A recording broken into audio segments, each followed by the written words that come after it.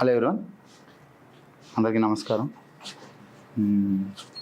ఈరోజు మనము భారతదేశ మరియు ఆంధ్రప్రదేశ్ మరియు తెలంగాణ ఆర్థిక వ్యవస్థకు సంబంధించి క్లాసెస్ ఏ విధంగా ఉంటాయి, సిలబస్ ఏ విధంగా ఉంటుంది, కొన్ని టెర్మినాలజీ ఉంటాయి, ఆ టెర్మినాలజీ ఏ రకంగా ఉంటాయి, ఇవన్నీ కూడా ఈరోజు డిస్కస్ చేద్దాం. మనం మొదటిది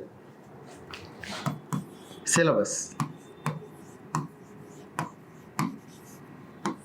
ఇప్పుడు ఆంధ్రప్రదేశ్ గ్రూప్ 1లో కావచ్చు, తెలంగాణ గ్రూప్ 1లో కావచ్చు,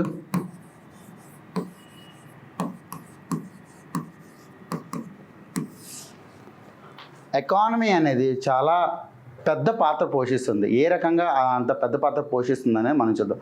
మొదటిది ఆంధ్రప్రదేశ్లో అయితే ప్రిలిమ్స్లోను మెయిన్స్లోను రెండిట్లోనూ ఆంధ్రప్రదేశ్లో ఎకానమీ అనేది చాలా పెద్ద పాత్ర పోషిస్తుంది. ప్రిలిమ్స్లో 30 ప్రశ్నలు, మెయిన్స్లో మొత్తం మీద 150 మార్కులు, అంటే ఒక పూర్తి పేపర్ 150 మార్కులు. ఈ 150 మార్కులు ఏంటిది? పేపర్ 4. అదే తెలంగాణ గ్రూప్ 1లో మీకు ఆర్థిక వ్యవస్థకు సంబంధించి ప్రశ్నలు ఉండవు, కానీ ఆర్థిక మరియు సామాజిక అభివృద్ధికి సంబంధించి ప్రశ్నలు అడుగుతాయి. అంటే భారతదేశ ఆర్థిక మరియు సామాజిక అభివృద్ధి, భారతదేశ ఆర్థిక మరియు సామాజిక అభివృద్ధి, దీని నుంచే ప్రశ్నలు వస్తున్నాయి. అంటే మీకు కోర్ కాన్సెప్ట్ అనేది ప్రిలిమ్స్లో అడగడు. మీకు భారతదేశ ఆర్థిక వ్యవస్థకు సంబంధించి విత్త లోటు ఎంత ఉంది, రెవెన్యూ లోటు ఎంత ఉంది, రుణ నిష్పత్తి ఎంత ఉంది, ఇవన్నీ కూడా అడుగుతాడు. దీంతో పాటు కూడా రెండోది తెలంగాణ ఆర్థిక విధానాలకు సంబంధించి కూడా ఉంది.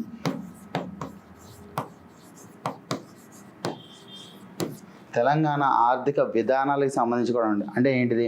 ఇప్పుడు రైతు భరోసా కార్యక్రమం మొదలుపెట్టారు. రైతు భరోసా కార్యక్రమం ఏ రకంగా ఉంది, రుణమాఫీ కార్యక్రమం ఏ రకంగా అమలు చేస్తున్నారు, మహాలక్ష్మి పథకం ఏ రకంగా కొనసాగుతుంది, గృహలక్ష్మి పథకంలో ఎన్ని యూనిట్లు ఇస్తున్నారు, ఇవన్నీ కూడా పూర్తిగా మనకి ప్రిలిమ్స్ పరీక్షలో అడుగుతాడు. అదే మెయిన్స్ పరీక్షలో ఏంటి అంటే ఇది కూడా 150 మార్కులు, 4వ పేపర్ మొత్తం కూడా. దీంట్లో మీకు 3 సెక్షన్లు ఉంటాయి. 3 సెక్షన్లు ఉంటాయి. ఇక్కడ కొంచెం ట్విస్ట్ ఉంది. ఏంటిది? మొదటి సెక్షన్ ఏమో భారతదేశ ఆర్థిక అభివృద్ధి, భారతదేశ ఆర్థిక అభివృద్ధి.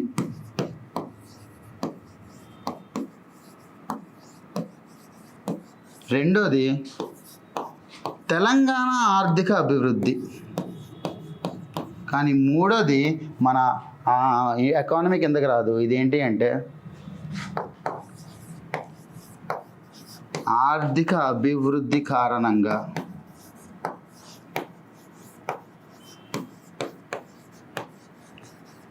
పర్యావరణ సమస్యలు.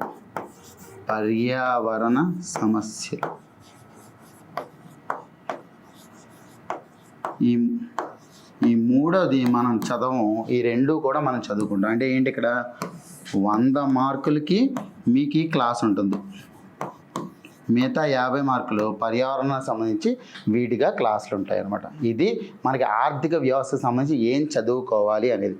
ఇప్పుడు ఒక్కొక్క అంశం చూద్దాం. మొదటిది మీకు జాతీయ ఆదాయ గణాంకాలకు సంబంధించి ప్రతి ఒక్కరికి కూడా మెయిన్స్ ఎగ్జామినేషన్లో ఒక ప్రశ్న ఖచ్చితంగా వస్తుంది. జాతీయ ఆదాయ గణాంకాలు.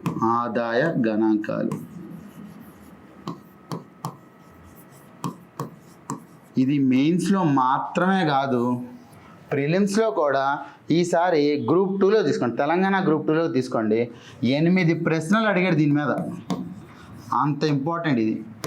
ఈ భారతదేశ జాతీయ ఆదాయ గణాంకాలు కావచ్చు, లేదా తెలంగాణ ఆదాయ గణాంకాలు అంటే తెలంగాణ స్థూల దేశీయోత్పత్తి ఎలా ఉంది, ఆంధ్రప్రదేశ్ స్థూల దేశీయోత్పత్తి ఎలా ఉంది, వీటి గురించి కూడా మనకి ప్రశ్నలు అనేవి అడుగుతున్నాడు.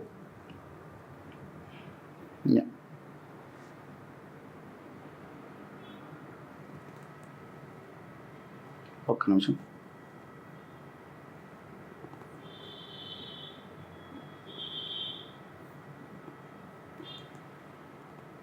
ఒక్క నిమిషం.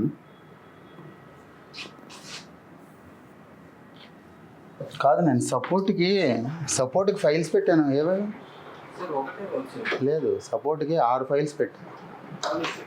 సరే ఒకసారి చూడు, సపోర్ట్కి వచ్చాయి. లేదంటే ఇది మీద సపోర్ట్లోంచి నీ దానికి పంపించుకో.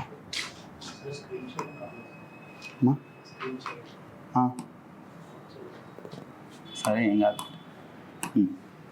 తర్వాత సో ఇప్పుడు భారతదేశ మరియు తెలంగాణ ఆంధ్రప్రదేశ్ యొక్క జాతీయ ఆదాయ గణాంకాల గురించి మనం మాట్లాడుకోవాలి. ఇప్పుడు జాతీయ ఆదాయ గణాంకానికి మనకు ఖచ్చితంగా తెలుసు 20 నుంచి 25 మార్కులు అనేవి వస్తున్నాయి. కానీ కొన్ని టెర్మినాలజీ తెలిస్తే జాతీయ ఆదాయ గణాంకాల గురించి మనం చదువుకోవచ్చు.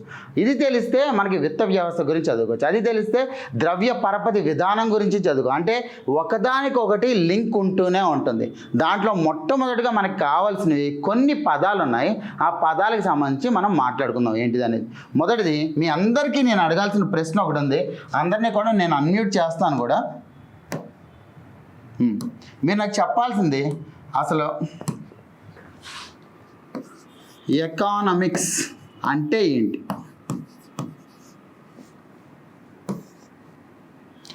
ఎకానమిక్స్ అంటే ఏంటి? ఆర్థిక శాస్త్రం అంటే ఏంటి? ఆర్థిక వ్యవస్థ అంటే ఏంటి? రెండిటికి తేడా ఏంటి? ఆర్థిక వ్యవస్థ అంటే ఏంటి? మీరు చెప్పాలి. ఆర్థిక శాస్త్రానికి ఆర్థిక వ్యవస్థకి మధ్యలో తేడా, భేదం ఏంటి?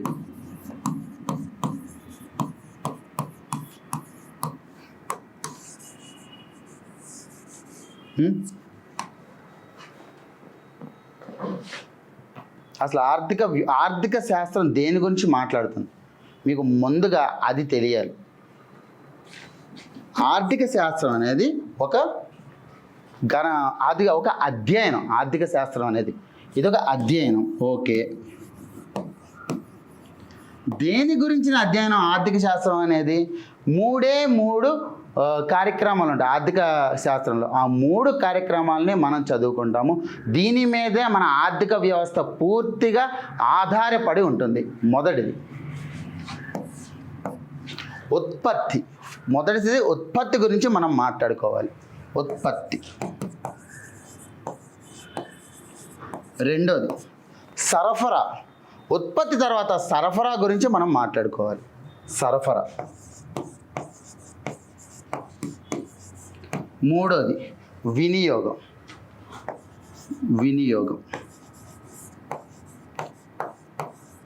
ఈ మూడిటికి సంబంధించి మనం చదువుకున్నాం.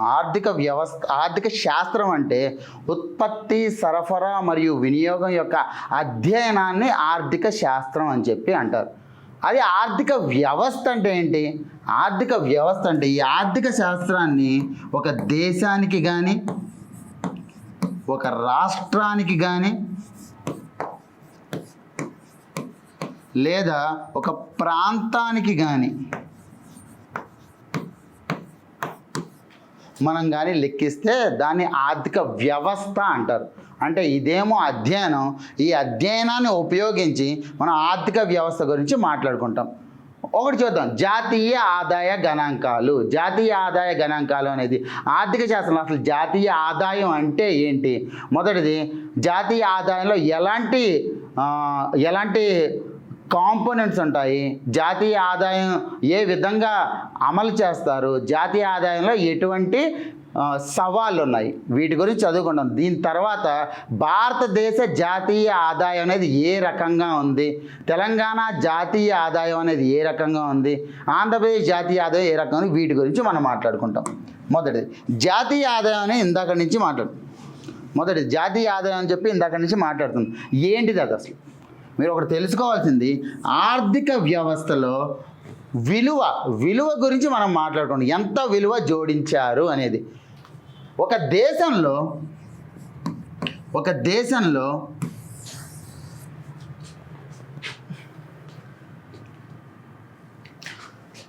ఇదొక ప్రాంతం, ఒక దేశంలో ఎంత విలువ అనేది మనం ఉత్పత్తి చేయగలిగాము అనేదే ఆర్థిక వ్యవస్థకు సంబంధించి జాతీయ ఆదాయం. ఈ విలువ అనేది దేని గురించి మాట్లాడుతాం మనము? విలువ అనేది అంతిమంగా వచ్చిన వస్తు సేవల గురించి మనం మాట్లాడుకుంటున్నాం. అంటే అంతిమంగా ఉన్న వస్తు సేవల యొక్క విలువ ఎంత ఉంది అనేది మనం మాట్లాడుకుంటాం. అందులోనూ మూడోది, ఇది ఒక నిర్దిష్ట సమయానికి సంబంధించి మనం మాట్లాడుకుంటున్నాం. అంటే మీకు మొత్తం కూడా జాతీయ ఆదాయం, నార్మల్గా జాతీయ ఆదాయం అనేది మనం కొలిచేది ఏంటి అంటే స్థూల దేశీయ ఉత్పత్తి అనేది మనం కొలుస్తాం. స్థూల దేశీయ ఉత్పత్తి ఏంటంటే ఇది పూర్తిగా ఒక అంతిమంగా ఏవైతే వస్తు సేవలు ఉన్నాయో ఈ అంతిమంగా వస్తు సేవల ద్వారా కలిగిన విలువ అనేది ఒక దేశ పరిధి, అంటే ఒక భౌగోళిక పరిధిలో ఒక నిర్దిష్ట సమయానికి కానీ మనం మాట్లాడితే దాన్నే స్థూల దేశీయ ఉత్పత్తి అంటారు. ఈ స్థూల దేశీయ ఉత్పత్తిని మనం ఏ విధంగా చేస్తున్నాము? జీడిపితో మనం పేర్కొంటున్నాం. స్థూల దేశీయ ఉత్పత్తి అంటే ఏంటి? ఒక అంతిమంగా కలిగిన వస్తు సేవల యొక్క విలువ అనేది ఒక భౌగోళిక ప్రాంతంలో ఒక నిర్దిష్ట సమయంలో కానీ ఏ రకంగా ఉంటే దాన్నే స్థూల దేశీయ ఉత్పత్తి అన్నారు. కానీ ఈ స్థూల దేశీయ ఉత్పత్తి అనేది మనకి జాతీయ ఆదాయం కాదు, ఓన్లీ కేవలం కొలమానం మాత్రమే. కానీ ఈ కొలమానం ద్వారా మనము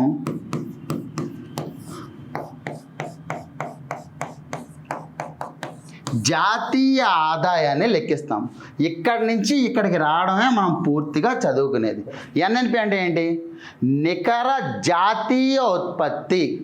అంటే ఫ్యాక్టరీ ధరల దగ్గర నికర జాతీయ ఉత్పత్తి ఎంత ఉంది అనేదే మనకి జాతీయ ఆదాయం కింద లెక్కిస్తారు. ఇక్కడ మీరు చూడండి, స్థూల దేశీయ ఉత్పత్తి అంటున్నాను, నికర జాతీయ ఉత్పత్తి అంటున్నాను. వీటిల్లో మనకి బడ్జెట్ కావచ్చు, ఆర్థిక సర్వే కావచ్చు, ఇవి వచ్చే క్రమంలో మనకి కొన్ని అంచనాలు ఉంటాయి. ఈ అంచనాల గురించి మనం మాట్లాడుకోవాలి. మొదటిది ముందస్తు అంచనాలు. ఏ బడ్జెట్లో అయినా, ఏ ఆర్థిక సర్వేలో అయినా జాతీయ ఆదాయం గురించి మనం మాట్లాడుకునేటప్పుడు ముందస్తు అంచనాలు అనేవి ఉంటాయి. ఈ ముందస్తు అంచనాలు అనేవి ఏంటివి? మనందరికీ తెలిసిందే. ఒక సంవత్సరాన్ని 4 భాగాలుగా మనం డిసైడ్ చేస్తాం. ఈ 4 భాగాలు ఏంటిది? Q1, Q2, Q3, Q4. ఇది ఒక సంవత్సరం. ఈ Q1 అంటే ఏంటి? ఏప్రిల్ నుంచి జూన్ వరకు 3 నెలల్ని ఒక త్రైమాసికం అంటారు. ఒక త్రైమాసికం అనేది 3 నెలలు, ఏప్రిల్ నుంచి జూన్ వరకు. తర్వాతది జూలై నుంచి సెప్టెంబర్ వరకు, ఇది 2వ త్రైమాసికం. 3వది అక్టోబర్ నుంచి డిసెంబర్ వరకు, ఇది 3వ త్రైమాసికం. 4వది జనవరి నుంచి మార్చి వరకు, ఇది 4వ త్రైమాసికం. మనకి మొత్తం మీద 4 త్రైమాసికాలు కలిపితే ఒక సంవత్సరం అనేది అంటారు. దీంట్లో ముందస్తు అంచనాలు ఏ విధంగా లెక్కిస్తామంటే, ఏ సంవత్సరం అయినా సరే మీరు ఒకటి చెప్పండి నాకు, బడ్జెట్ అనేది ఒక సంవత్సరానికి సంబంధించి ఇస్తారు. అలాగే బడ్జెట్తో పాటు మనకు ఆర్థిక సర్వే అనేది ముందు సంవత్సరం ఏ రకంగా గణాంకాలు ఉన్నాయి, ముందు సంవత్సరం జాతీయ ఆదాయం ఏ రకంగా ఉంది, ముందు సంవత్సరం పన్ను ఏ విధంగా వసూలు చేశారు, ఇవన్నీ కూడా మనకి చెప్తుంది. అంటే ముందు సంవత్సరం అనేది మనకి బడ్జెట్ ఇప్పుడు ఎప్పుడు వస్తుంది? ఫిబ్రవరి 1వ తారీఖున. 1వ తారీఖున బడ్జెట్ అనేది వస్తుంది. ఫిబ్రవరి 1వ తారీఖు సంవత్సరం అయిపోలేదు కదా, ఎందుకంటే ఆర్థిక సంవత్సరం ఎప్పుడు మొదలవుతుంది? ఏప్రిల్లో ఆర్థిక సంవత్సరం మొదలయ్యి మార్చికి ఆర్థిక సంవత్సరం ముగుస్తుంది. కానీ ఒక సంవత్సరం ముగిసే ముందే మనకి అంచనాలు అనేవి వచ్చేస్తున్నాయి ఆర్థిక సర్వేలో. ఈ ఆర్థిక సర్వే ఏంటి? ఫిబ్రవరి 1వ తారీఖు అంటే జనవరి 31వ తారీఖున ఆర్థిక సర్వే అనేది వచ్చేస్తుంది. జనవరి 31వ తారీఖున అంటే ఆర్థిక సంవత్సరం పూర్తి కాకముందే మనకి అంచనాలు అనేవి వచ్చేసాయి. వాటినే ముందస్తు అంచనాలు అంటారు. ఈ ముందస్తు అంచనాలు ఏ విధంగా ఇస్తారు? ముందస్తు అంచనాలు అనేవి మనకి అప్పటికే మొదటి త్రైమాసికం, 2వ త్రైమాసికం, 3వ త్రైమాసికం అనేది పూర్తయిపోయింది. అంటే 9 నెలలనే మనకు పూర్తయిపోయింది. ఈ 9 నెలల బేసిస్ మీద 4వ త్రైమాసికం ఏ విధంగా ఉండవచ్చు, అలాగే ముందు సంవత్సరం ఆధారంగా ప్రస్తుత సంవత్సరం ఏ విధంగా ఉండవచ్చు, రెండు కూడా కొలమానం తీసుకొని అప్పుడు మనకు ముందస్తు అంచనాలనే ఇస్తారు. ముందస్తు అంచనాలు ఎలా ఇస్తారు? ఈ 3 త్రైమాసికాల్లో జాతీయ 3 త్రైమాసికాల్లో ఆర్థిక వ్యవస్థ అనేది ఏ విధంగా మనకి పనిచేసింది, దాంతోపాటు ముందు సంవత్సరంలో ఆర్థిక వ్యవస్థ ఏ విధంగా వృద్ధి ఉంది, ఈ రెండు కూడా మనకి తీసుకొని అప్పుడు ముందస్తు అంచనాలు అనేవి ఇస్తారు. ఈ ముందస్తు అంచనా 9 నెలలు తీసుకొని 12 నెలలకి ప్రొజెక్షన్స్ ఇస్తారు. అంటే ఈ విధంగా ఉండవచ్చు అనేది. దీని తర్వాతది ముందస్తు అంచనాలు అయిపోతే బడ్జెట్ అంచనాలు. బడ్జెట్ అంచనాలు అంటే ఏంటి? మళ్ళీ మనకి ఆర్థిక సర్వే వచ్చిన తర్వాత రోజు నార్మల్గా బడ్జెట్ అనేది వస్తుంది. ఆర్థిక సర్వే తర్వాత బడ్జెట్ వచ్చింది అంటే రెండు, బడ్జెట్కి ఆర్థిక సర్వేకి తేడా ఏంటి? బడ్జెట్ అంటే వచ్చే సంవత్సరంలో ఏ విధంగా కేటాయింపులు ఉంటాయి, వచ్చే సంవత్సరంలో ఏ విధంగా రాబడులు ఉంటాయి, ఈ రెండు కూడా మనకి తెలిపేదే బడ్జెట్ అనమాట. బడ్జెట్ అంటే ఏంటి? వచ్చే సంవత్సరం గురించి తెలుపుతుంది అంతే. బడ్జెట్ అంచనాలు అంటే ఏంటి? వచ్చే సంవత్సరానికి సంబంధించి అంచనాలు. బడ్జెట్ అంచనాలు అంటే రాబోయే సంవత్సరానికి ఎలాంటి అంచనాలు ఉంటాయి. దీని తర్వాత సవరించిన అంచనాలు. సవరించిన అంచనాలు ఇది ఉంటుంది. మళ్ళీ సవరించిన అంచనాలు అంటే ఏంటి? నార్మల్గా మనం ముందస్తు అంచనా అంటే ఏం మాట్లాడుకున్నాము? 9 నెలలకు తీసుకొని ఏదైతే వృద్ధి ఉందో ఈ 9 నెలల వృద్ధి అనేది 12 నెలలకి మనకి ఇంప్లై చేసి 12 నెలల అంచనాలు అనేవి మనకి ఇస్తారు. ఇప్పుడు సవరించిన అంచనాలు అంటే ఏంటి? నేను ఈ సంవత్సరం ఇచ్చేసాను బడ్జెట్, ఈ సంవత్సరం ఆర్థిక సర్వే ఇచ్చేసాను, ఆర్థిక సంవత్సరం నేను ఒక రకంగా పేర్కొన్నాను. దీని తర్వాత వచ్చే సంవత్సరం ముందు సంవత్సరం సంబంధించి 12 నెలల డేటా నా దగ్గర ఉంటుంది. వచ్చే సంవత్సరంలో మొత్తం అంతా కూడా అన్ని డిపార్ట్మెంట్లు కూడా అన్ని విభాగాలు కూడా వాటికి రావాల్సిన వసూళ్ళు కావచ్చు, వాటికి రావాల్సిన అంచనాలు కావచ్చు, అన్నీ కూడా వచ్చిన తర్వాత సబ్మిట్ చేస్తాయి. దాన్నే సవరించిన అంచనాలు అంటారు. అంటే ఈ సంవత్సరం నేను ఫిబ్రవరి 1వ తారీఖు బడ్జెట్ ప్రవేశపెట్టేటప్పుడు నేను కేవలం 9 నెలలు మాత్రమే చూసి 12 నెలలకు ముందస్తు అంచనాలు ఇచ్చి దాని పరంగా నేను బడ్జెట్ అంచనాలని ఇచ్చాను. కానీ నెక్స్ట్ సంవత్సరం ఏం చేస్తాను? వచ్చే సంవత్సరం ఆల్రెడీ నాకు 12 నెలలు ఆల్రెడీ డేటా వచ్చేస్తుంది. నాకు వచ్చే సంవత్సరానికి ఈ 12 నెలల డేటా అనేది మొత్తం అన్ని విభాగాలకి సంబంధించి వచ్చేసిన తర్వాత నేను సవరించిన అంచనాలు అనేది ఇస్తాను. దీని తర్వాత తాత్కాలిక అంచనాలు. తాత్కాలిక అంచనాలు. తాత్కాలిక అంచనాలు అంటే ఏంటి? మనకి ఇప్పుడు చూడండి, 9 నెలలు తీసుకొని 12 నెలలకు ఇవ్వడం అనేది ముందస్తు అంచనాలు. అదే సవరించిన అంచనాలు వచ్చే సంవత్సరం ఇచ్చేవి. అదే తాత్కాలిక అంచనాలు ఈ 9 నెలలది మనకి మే జూన్ ఆ ప్రాంతంలో మనకి తాత్కాలిక అంటే మొత్తం సంవత్సరం ఆర్థిక సంవత్సరానికి సంబంధించి అంచనాలు అనేవి వచ్చేస్తాయి. వాటినే తాత్కాలిక అంచనాలు అన్నారు. కానీ తాత్కాలిక అంచనాలు ఎందుకు అన్నారు? ఎందుకు అంటే ప్రతి విభాగం కూడా ప్రతి డిపార్ట్మెంట్ కూడా అప్పటికి మొత్తం డేటా అనేది ఆర్థిక శాఖకి ఇవ్వవు. అందువల్లే దాన్ని తాత్కాలిక అంచనాలు అన్నారు. మీరు ఒకటి గుర్తుపెట్టుకోండి, ముందస్తు అంచనాలు దీని తర్వాత తాత్కాలిక అంచనాలు, దీని తర్వాత సవరించిన అంచనాలు, బడ్జెట్ అంచనాలు. ఈ విధంగా ఉంటుందన్నమాట. అర్థమైందా? దీంతో పాటు మొత్తం మీద సవరించిన అంచనాలు, బడ్జెట్ అంచనాలు, తాత్కాలిక అంచనాలు, ముందస్తు అంచనాలు, ఈ అంచనాలన్నీ తెలుసుకుంటేనే మనం ఆర్థిక వ్యవస్థ గురించి లేదా ఆర్థిక సర్వేలో ఇచ్చిన డేటాని కానీ మనం పూర్తి స్థాయిలో చదవగలుగుతాం. మనకి ఈ సవరించిన అంచనాలు అనేవి కేవలం ఒక్కసారి చేస్తారా? కాదు. మొదటి సవరించిన అంచనాలు, రెండోసారి సవరించిన అంచనాలు, మూడోసారి సవరించిన అంచనా, మొత్తం కూడా 3 సార్లు ప్రతి డేటా అనేది ఆ విభాగం అనేది ఆర్థిక శాఖకి ఇస్తుంది. అంటే అప్పుడు ఏమవుతుంది, ఆ 3 సంవత్సరాల్లో ఏ డేటా అయితే ఇవ్వడం మిస్ చేశారో ఆ డేటా అనేది వచ్చే సంవత్సరం ఎప్పటికప్పుడు సవరిస్తూనే ఉంటారు. 3 సార్లు సవరించిన తర్వాత అప్పుడు కాగ్కి ఇస్తారు, కంట్రోలర్ అండ్ ఆడిటర్ జనరల్. ఈ కాగ్ అనేది పూర్తిగా స్థాయిలో ఆడిట్ అనేది చేసుకుంటుంది అప్పుడు. అర్థమైందా? సో ఇప్పుడు 2026-27కి సంబంధించి మాట్లాడుకుందాం. 2026-27లో బడ్జెట్ అంచనాలు ఈ సంవత్సరానికి ఇస్తారు. 26-27 ఫిబ్రవరిలో ఇచ్చారు. ఈ సమయంలో ముందస్తు అంచనాలు ఏంటివి? 25-26కు సంబంధించి ఇచ్చారు. ఇదే సమయంలో మనకి తాత్కాలిక అంచనాలు ఏంటివి?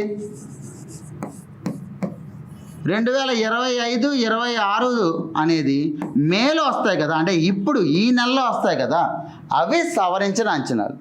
ఇదే సంవత్సరానికి సంబంధించి సవరించిన అంచనాలు ఏంటివి? 2024-25కి సంబంధించి పూర్తి స్థాయిలో డేటా ఉంటుంది కాబట్టి అది సవరించిన అంచనాలు అవుతాయి. వీటి గురించి మనం తెలుసుకున్నాం. దీని తర్వాత మనం స్థూల దేశీయోత్పత్తి అంటే ఏంటో తెలుసుకున్నాము. అలాగే నికర జాతీయోత్పత్తి అంటే ఏంటో తెలుసుకున్నాం. దీంతో పాటు చాలా ముఖ్యమైన అంశం ఏంటిది అంటే ఆధారిత సంవత్సరం. ఈ ఆధారిత సంవత్సరం అనేది లేకుండా మనం ఆర్థిక వ్యవస్థలో ఏది చేయలేం. ఇవన్నీ కూడా ఏంటి అంటే కేవలం మొదటి టెర్మినాలజీలు అనమాట. ఈ టెర్మినాలజీలు తెలుసుకుంటే మనకు ఆర్థిక వ్యవస్థను చదువుకోవడం అనేది చాలా ఈజీ అయిపోతుంది. ఈ టెర్మినాలజీ ఒకసారి చూద్దాం. ఆధారిత సంవత్సరం అంటే ఏంటి? మనకి స్థూల దేశీయోత్పత్తి అనేది నేను అంచనాలు తీసుకుంటున్నాను. ఈ స్థూల దేశీయోత్పత్తి అనేది అంచనాలు తీసుకుంటున్నట్టయితే నాకు భారతదేశ అంచనాలు కావాలి. భారతదేశం ప్రస్తుతం నామమాత్రపు జీడిపి పరంగా మొన్న ఒక 2 వారాల క్రితం రిలీజ్ అయిన డేటా ప్రకారం మనం అంతర్జాతీయ ద్రవ్యనిధి రిలీజ్ చేసిన డేటా ప్రకారం మనం 6వ స్థానంలో ఉన్నాం. అంటే $4.15 ట్రిలియన్ అనేది ఉంది మనకి. మన స్థూల దేశీయోత్పత్తి అనేది నామమాత్రపు జీడిపి. ఈ నామమాత్ర జీడిపి మనకి $4.15 ట్రిలియన్ ఉంది అంటే ఇది ఎక్కడన్నారు? ఎందుకు నేను నామమాత్రపు అని చెప్పి అంటున్నాను అంటే ప్రస్తుత ధరల ప్రకారం మన భారతదేశ జీడిపి వచ్చేసరికి $4.15 ట్రిలియన్. కానీ ప్రస్తుత ధరలు అనేవి వీటిలో ఒక కాన్సెప్ట్ ఉంటుంది. ఏంటిది అది? ప్రస్తుత ధరలు అనేవి ద్రవ్యోల్బణం ఆధారంగా ఉంటుంది, అవునా కదా? ద్రవ్యోల్బణం అంటే ఏంటి తర్వాత విషయం. ప్రస్తుత ధరలు అన్నానంటే నేను ఈ పెన్ను తీసుకుంటే ఈ పెన్ను విలువ వచ్చేసరికి ₹10. కానీ ఈ పెన్ను చేయడానికి నాకు అయిన ఖర్చు ఏమో ₹5. కానీ ఈ పెన్ను ధర ఎందుకు ₹10 ఉంది? ఎందుకు అంటే ఈ పెన్ను ధర మీద ద్రవ్యోల్బణం యొక్క ప్రభావం అనేది ఉంటుంది. ఈ పెన్ను ఇదే ధర నాకు 2020లో వచ్చేసరికి కేవలం ₹7 ఉంటుంది. ఈ 6 ఏళ్లలో ₹3 పెరిగింది. విలువేమో అదే ఉంది కానీ ధర ఏమో పెరిగింది. దీన్నే ద్రవ్యోల్బణం అంటారు. విలువ అలాగే ఉండి ధర పెరగడాన్ని ద్రవ్యోల్బణం అంటారు. ఈ ద్రవ్యోల్బణం ఎందుకు వస్తుంది? రకరకాల కారణాలు ఉంటాయి. ఒక ద్రవ్యోల్బణం నిర్మాణాత్మక ద్రవ్యోల్బణం ఉంటుంది. అంటే ఏంటి? ఒక దేశంలో ప్రతిదీ సంక్షోభం జరుగుతూనే ఉంది. శ్రీలంక లాగా ఒక దేశంలో కరప్షన్ అనేది చాలా ఎక్కువ ఉంది. ఒక దేశంలో వ్యవసాయ రంగం అనేది కుదేలైపోయింది. అలాంటి సమయాల్లో ఏమవుతుంది, ద్రవ్యోల్బణం అనేది ఆటోమేటిక్గా వస్తుంది. ఎందుకు, ధరలు అనేవి ఎప్పటికప్పుడు పెరిగిపోతాయి. ఎందుకు పెరుగుతాయి అంటే మనకి ఉత్పత్తులు అనేవి ఉండవు, ఉత్పత్తి రంగం అనేది పూర్తిగా కుదేలైపోతుంది. అందువల్ల ధరలు అనేవి సరిగ్గా ఉండవు. అలాంటి సందర్భం ఉంటుంది. దాన్నే నిర్మాణాత్మక ద్రవ్యోల్బణం అంటారు. అదేవిధంగా ఒక్కసారి చూడండి, ఏదన్నా పండగ రోజు పూల ధరలు కానీ లేదా పాల ధరలు కానీ చాలా ఎక్కువ ఉంటాయి. ఎందుకు ఆ రకంగా ఉంటాయి? ఎందుకు అంటే ఏదైతే ఉత్పత్తి చేశారో ఉత్పత్తి చేసేదేమో అలాగే ఉంది, కానీ ఏదైతే వినియోగం చేస్తున్నారో ఆ వినియోగం చేసేది మాత్రము 2 3 అయిపోతుంది. దానివల్ల ఆ ఉత్పత్తి యొక్క డిమాండ్ అనేది పెరిగిపోతుంది.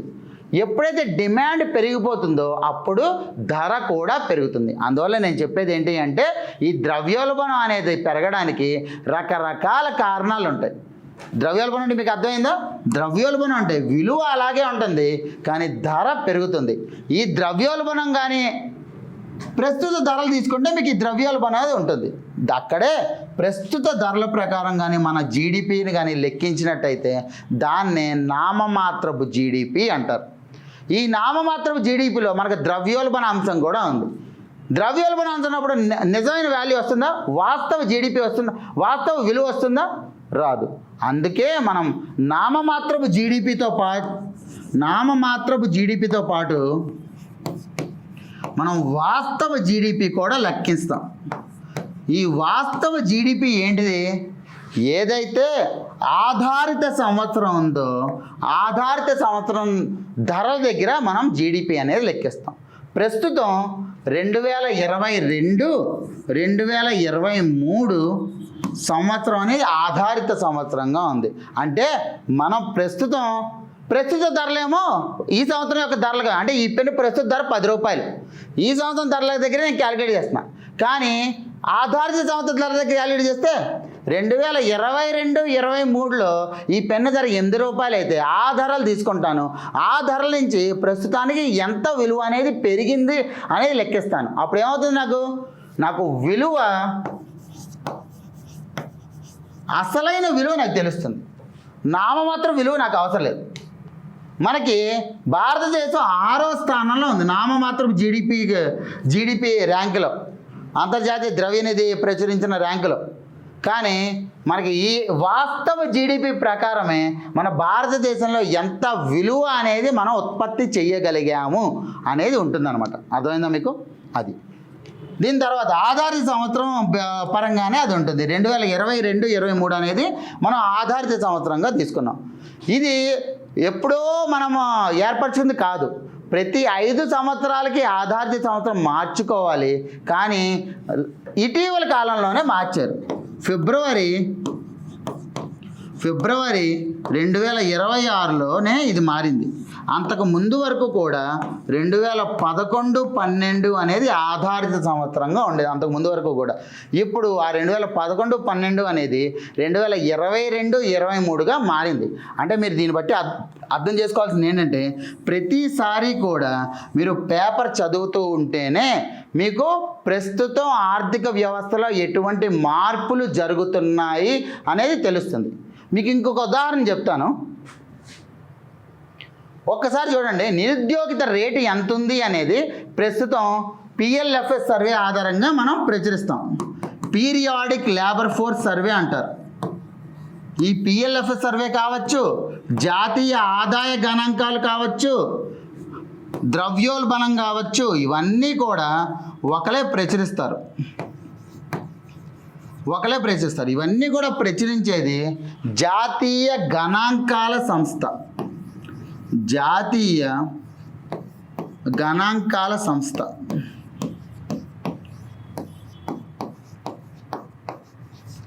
NSO అంటారు.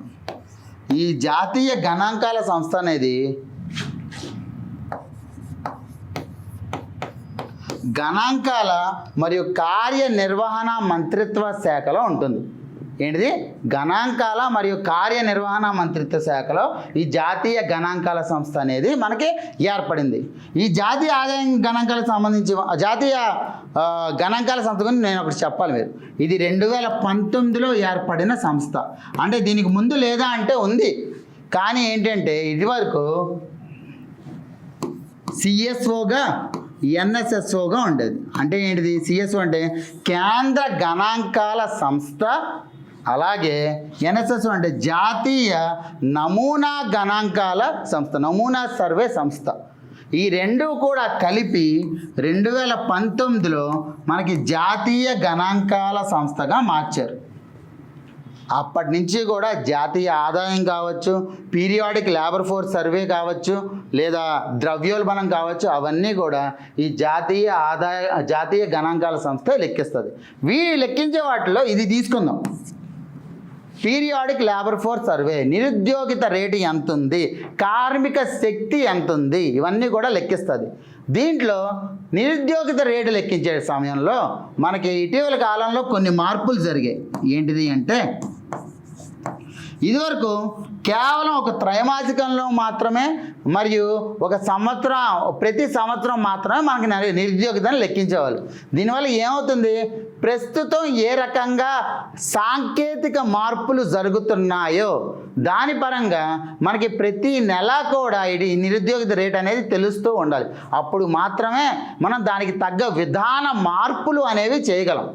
ఈ విధాన మార్పులు చేయడానికి మనకి ప్రతి నెల కూడా ఈ సర్వే రిపోర్ట్ అనేది రావాలి అంటే, ఈ సర్వే నివేదిక అనేది రావాలి అంటే మనం ఏం చేయాలి, మనము పట్టణ ప్రాంతాల్లోనూ మరియు గ్రామీణ ప్రాంతాల్లోనూ కూడా లెక్కిస్తూ ఉండాలి. కానీ గ్రామీణ ప్రాంతం అనేది 66% ఉంది భారతదేశంలో. ఈ గ్రామీణ ప్రాంతంలో ప్రతి నెల లెక్కేయడం అనేది అంత సులభమైంది కాదు కదా. మరి ఏం చేశారు వీళ్ళు, ఇదివరకటి కాలంలో కేవలం పట్టణ ప్రాంతాల్లో మాత్రమే త్రైమాసికం మరియు ప్రతి ఆర్థిక సంవత్సరానికి సరిపడే లెక్కించేవాళ్ళు.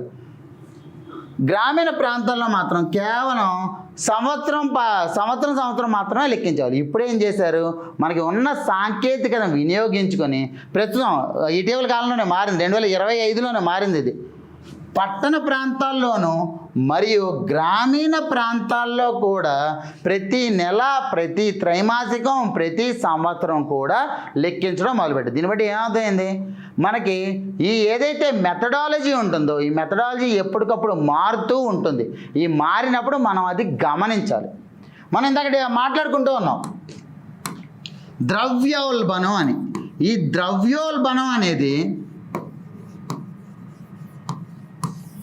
ధరల పెరుగుదల అన్నాను అంటే దేనికి సంబంధించి పెరుగుదల అంటే ఇక్కడ కూడా ఆధారిత సంవత్సరం అనేది వస్తుంది. ఇక్కడ మళ్ళీ ఆధారిత సంవత్సరం వేరే రకంగా ఉంటుంది.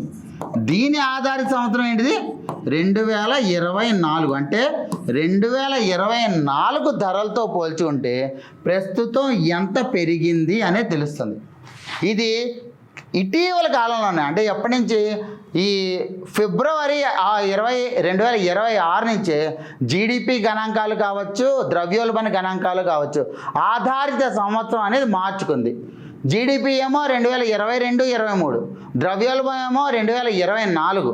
అంటే ఏమైంది, మనం ఎప్పటికప్పుడు కూడా మనకి న్యూస్ చదువుతూ ఉంటేనే ఇది మనకు అర్థమవుతుంది. ఈరోజు న్యూస్ పేపర్ మీరు చదివారా, ఈరోజు న్యూస్ పేపర్లో ఏముంది, ఈరోజు న్యూస్ పేపర్లో మనకు ఒకటి తెలుస్తుంది. ఏంటి అంటే జాతీయ నేర గణాంకాల సంస్థ, జాతీయ నేర గణాంకాల సంస్థ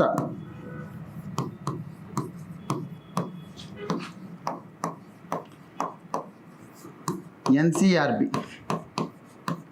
ఇది విడుదల చేసిన నివేదికలో తెలంగాణలో 2024లో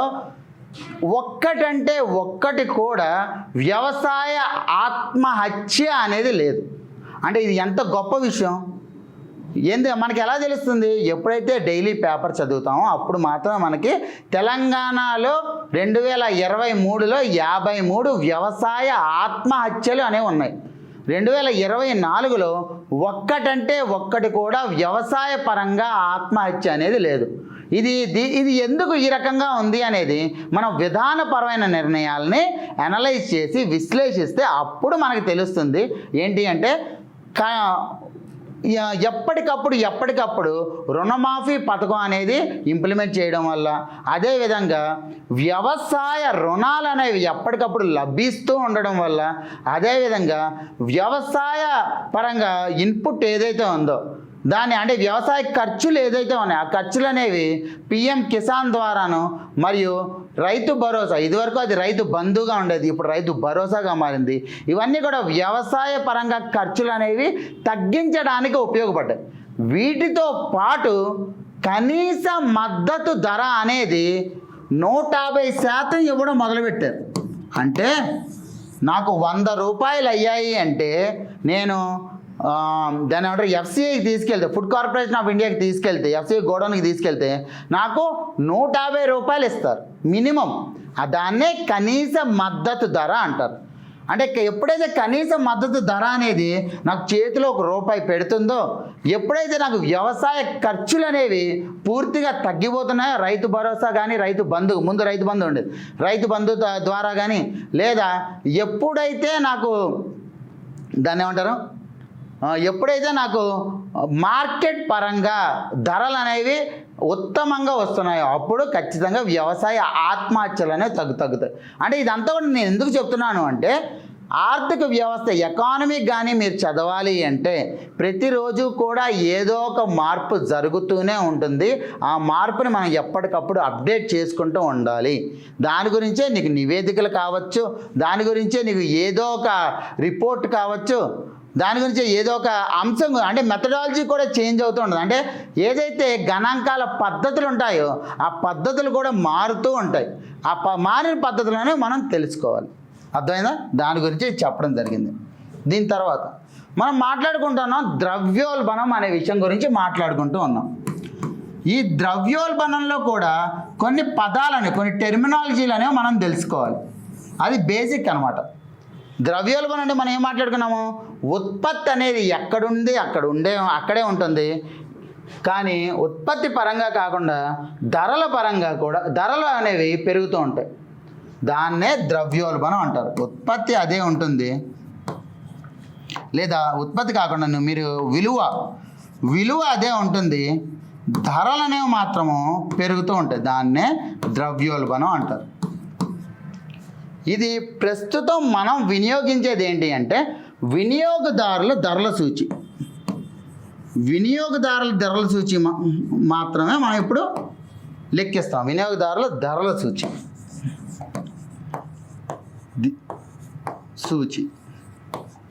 సిపిఐ అంటారు, కన్జ్యూమర్ ప్రైస్ ఇండెక్స్. ఈ వినియోగదారుల ధరల సూచి అంటే ఏంటి, పేరు చెప్పకనే చెప్తుంది. ధరల పెరుగుదల అనేది వినియోగదారుల దగ్గర కానీ లెక్కించినట్టయితే దాన్ని వినియోగదారుల ధరల సూచి అంటారు.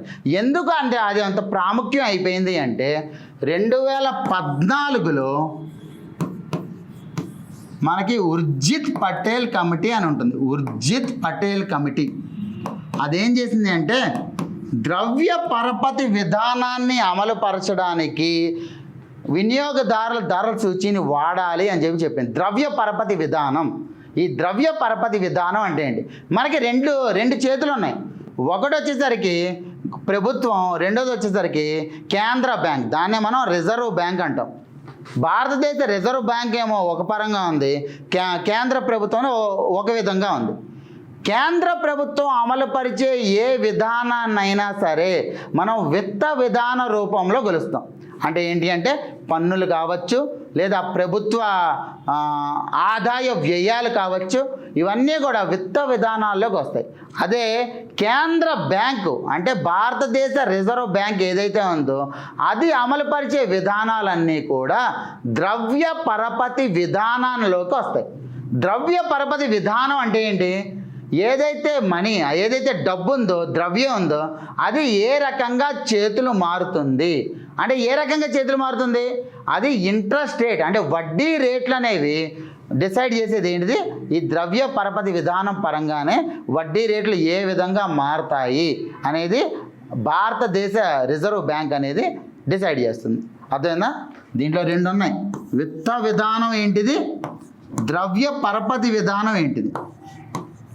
ఈ ద్రవ్య పరపతి విధానం అనేది ఆర్బీఐ నిర్ణయిస్తే, విత్త విధానం అనేది భారతదేశ ప్రభుత్వం నిర్ణయిస్తుంది. ఈ ద్రవ్య పరపతి విధానానికి వినియోగదారుల ధరల సూచి అనేది కేంద్ర బిందువుగా ఉండాలి అని 2014లో ఉర్జిత్ పటేల్ కమిటీ అనే ఒక కమిటీ సిఫార్సులు చేసింది. అదే కమిటీ సిఫార్సులని భారతదేశ ప్రభుత్వం కూడా అమలుపరిచింది. అందువల్లే వినియోగదారుల ధరల సూచికి మనకి ప్రాముఖ్యత చాలా ఎక్కువైపోయింది.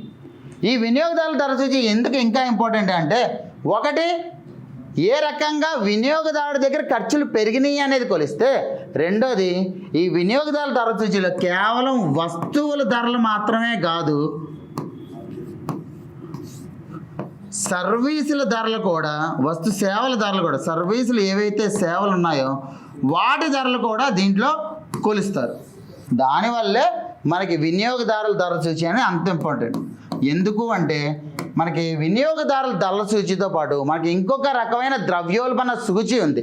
అదేంటిది అంటే టోకు ధరల సూచి. టోకు ధరల సూచి, దీన్ని హోల్సేల్ ప్రైస్ ఇండెక్స్ అంటారు.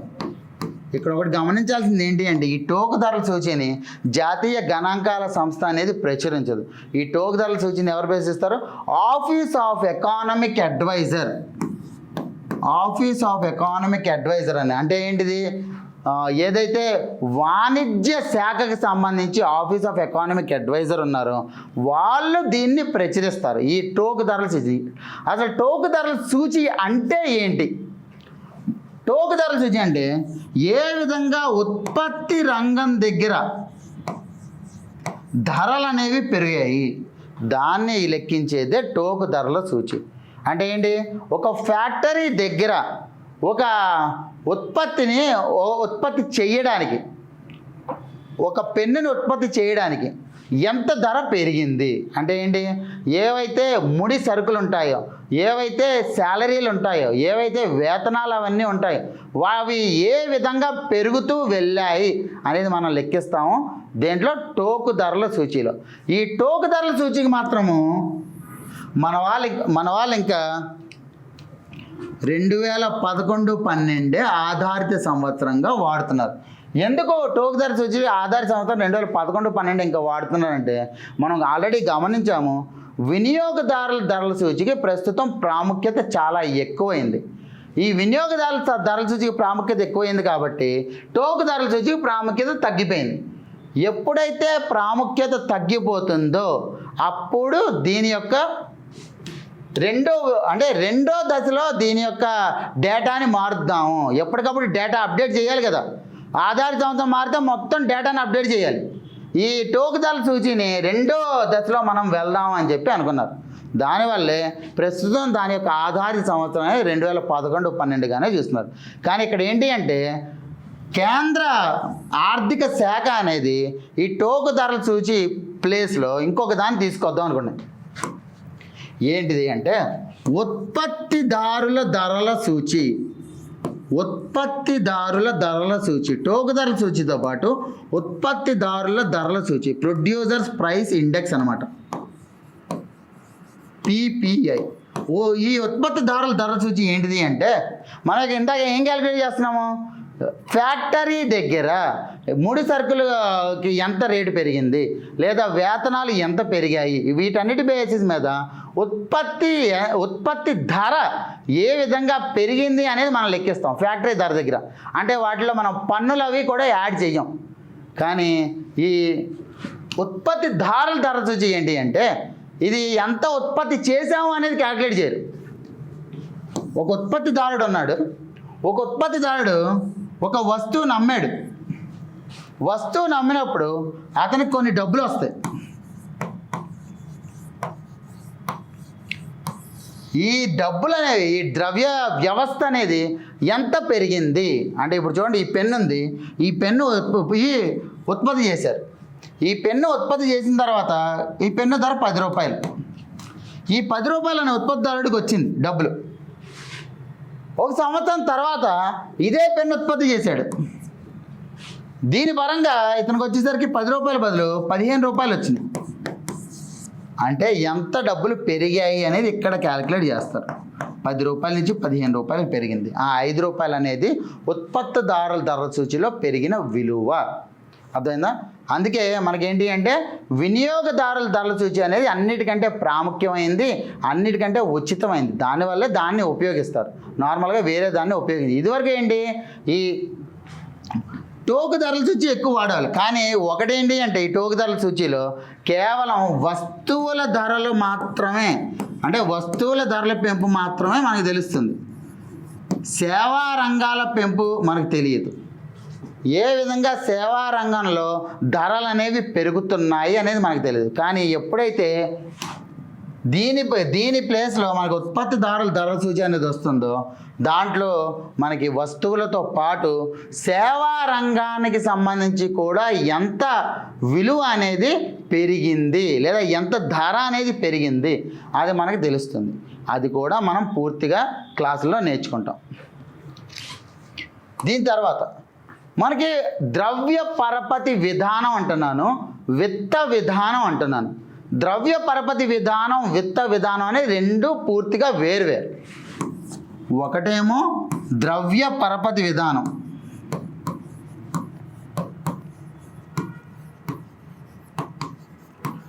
రెండోదేమో విత్త విధానం. ఈ రెండు కూడా మీకు సిలబస్లో చాలా ప్రాముఖ్యత కలిగి ఉన్నాయి. ఎందుకంత ప్రాముఖ్యత అంటే ద్రవ్య పరపతి విధానం అనేది విత్త విధానం అనేది మన భారతదేశ పన్ను వ్యవస్థ ఏ రకంగా ఉంది, మళ్ళీ భారతదేశ ప్రణాళికా రంగం ఏ రకంగా ఉంది, మళ్ళీ భారతదేశ ప్రభుత్వ ఆదాయ వ్యయ రంగం ఏ రకంగా ఉంది, ఈ మూడు కూడా అది లెక్కిస్తుంది. ఏంటివి? పన్నులు ఏ విధంగా ఉన్నాయి, తర్వాత ఆదాయ వ్యయాలు ఏ రకంగా ఉన్నాయి, దీని తర్వాత ప్రణాళికా రంగం ఏ రకంగా ఉంది. ఈ మూడు కూడా విత్త విధానంలో భాగమే. కానీ ద్రవ్య పరపతి విధానంలో ఏమేమి భాగం అంటే మొదటిది ఆర్బీఐ చే లెక్కింపబడే వడ్డీ రేట్లు.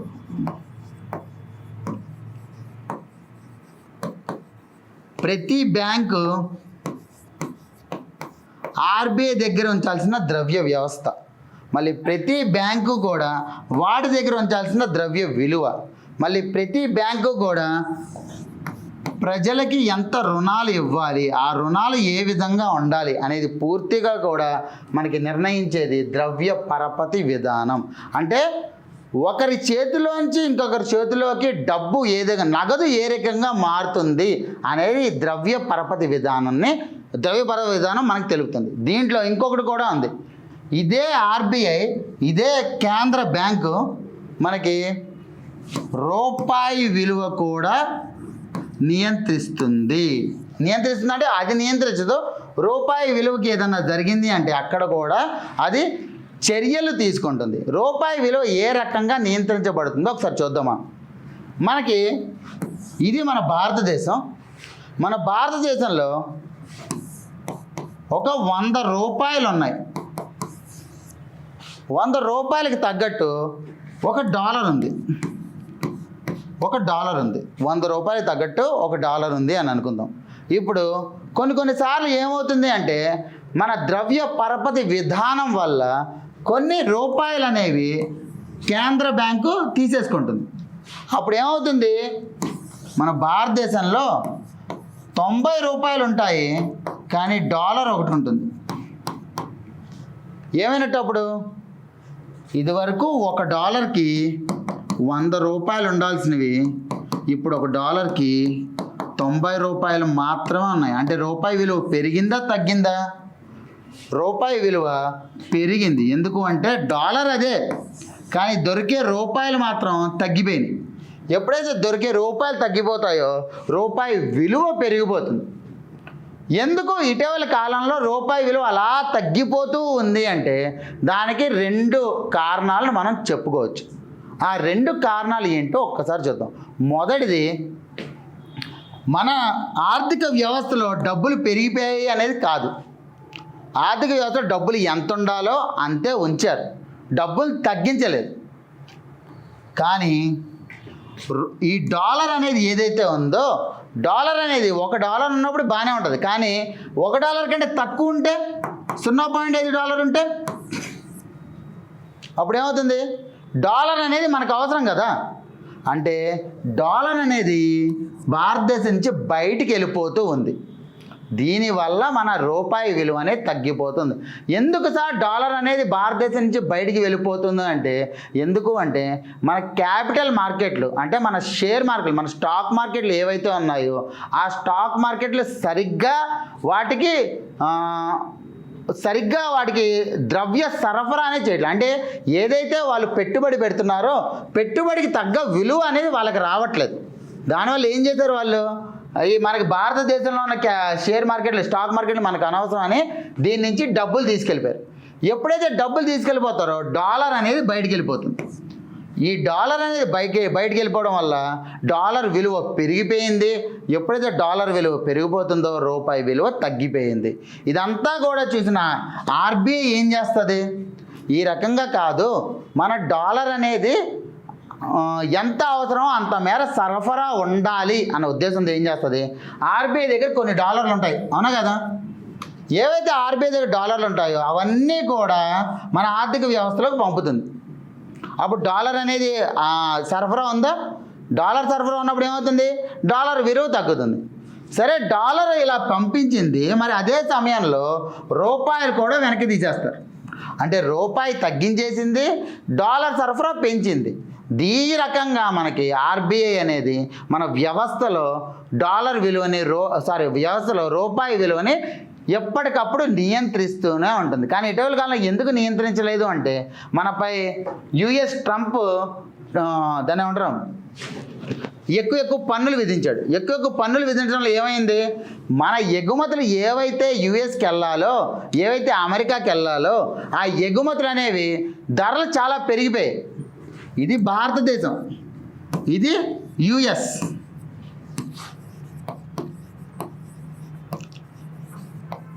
భారతదేశం నుంచి అమెరికాకి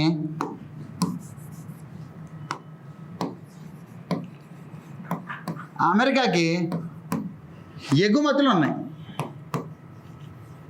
ఈ ఎగుమతులు వెళ్ళే టైంలో ఏం చేశాడు ట్రంప్, ఇక్కడ టారిఫ్లు అంటే ఏంటి, పన్నులు అనేవి పెంచేశాడు. ఏవైతే దిగుమతి పన్నులు ఉన్నాయో దిగుమతి పన్నులు అనేవి పెంచేశాడు. అప్పుడు ఏమైంది, ఈ $100 ఇదివరకు ఎంత ₹10 ఉంటే, అంటే ₹110 అనేది ఒక వస్తువు యొక్క విలువ. అంటే ఇప్పుడు వస్తువు యొక్క ధర అంటే ఇప్పుడు ఏమైంది, $100 ప్లస్ ఇంకో $100 ఆడింది, అంటే $200 అయింది. ఎప్పుడైతే $200 అయిపోయిందో అప్పుడు ఏమవుతుంది, మన వస్తువుల యొక్క డిమాండ్ అనేది తగ్గిపోతుంది. ఎందుకు, రేట్ ఎక్కువ ఉంది. ఎప్పుడైతే రేట్ ఎక్కువ ఉంటుందో అది తక్కువ వాడకంలో ఉంటుంది. మనకి ఎప్పుడు తెలిసిందే, రేట్ ఎక్కువ ఉంటే డిమాండ్ అనేది తగ్గిపోతుందని. దీనివల్ల ఏమైంది, మనకి అమెరికాకి ఏవైతే ఉత్పత్తులు పంపిస్తున్నామో, ఏవైతే ఎగుమతులు పంపిస్తున్నామో ఈ ఎగుమతులు అనేవి పూర్తిగా తగ్గిపోయాయి.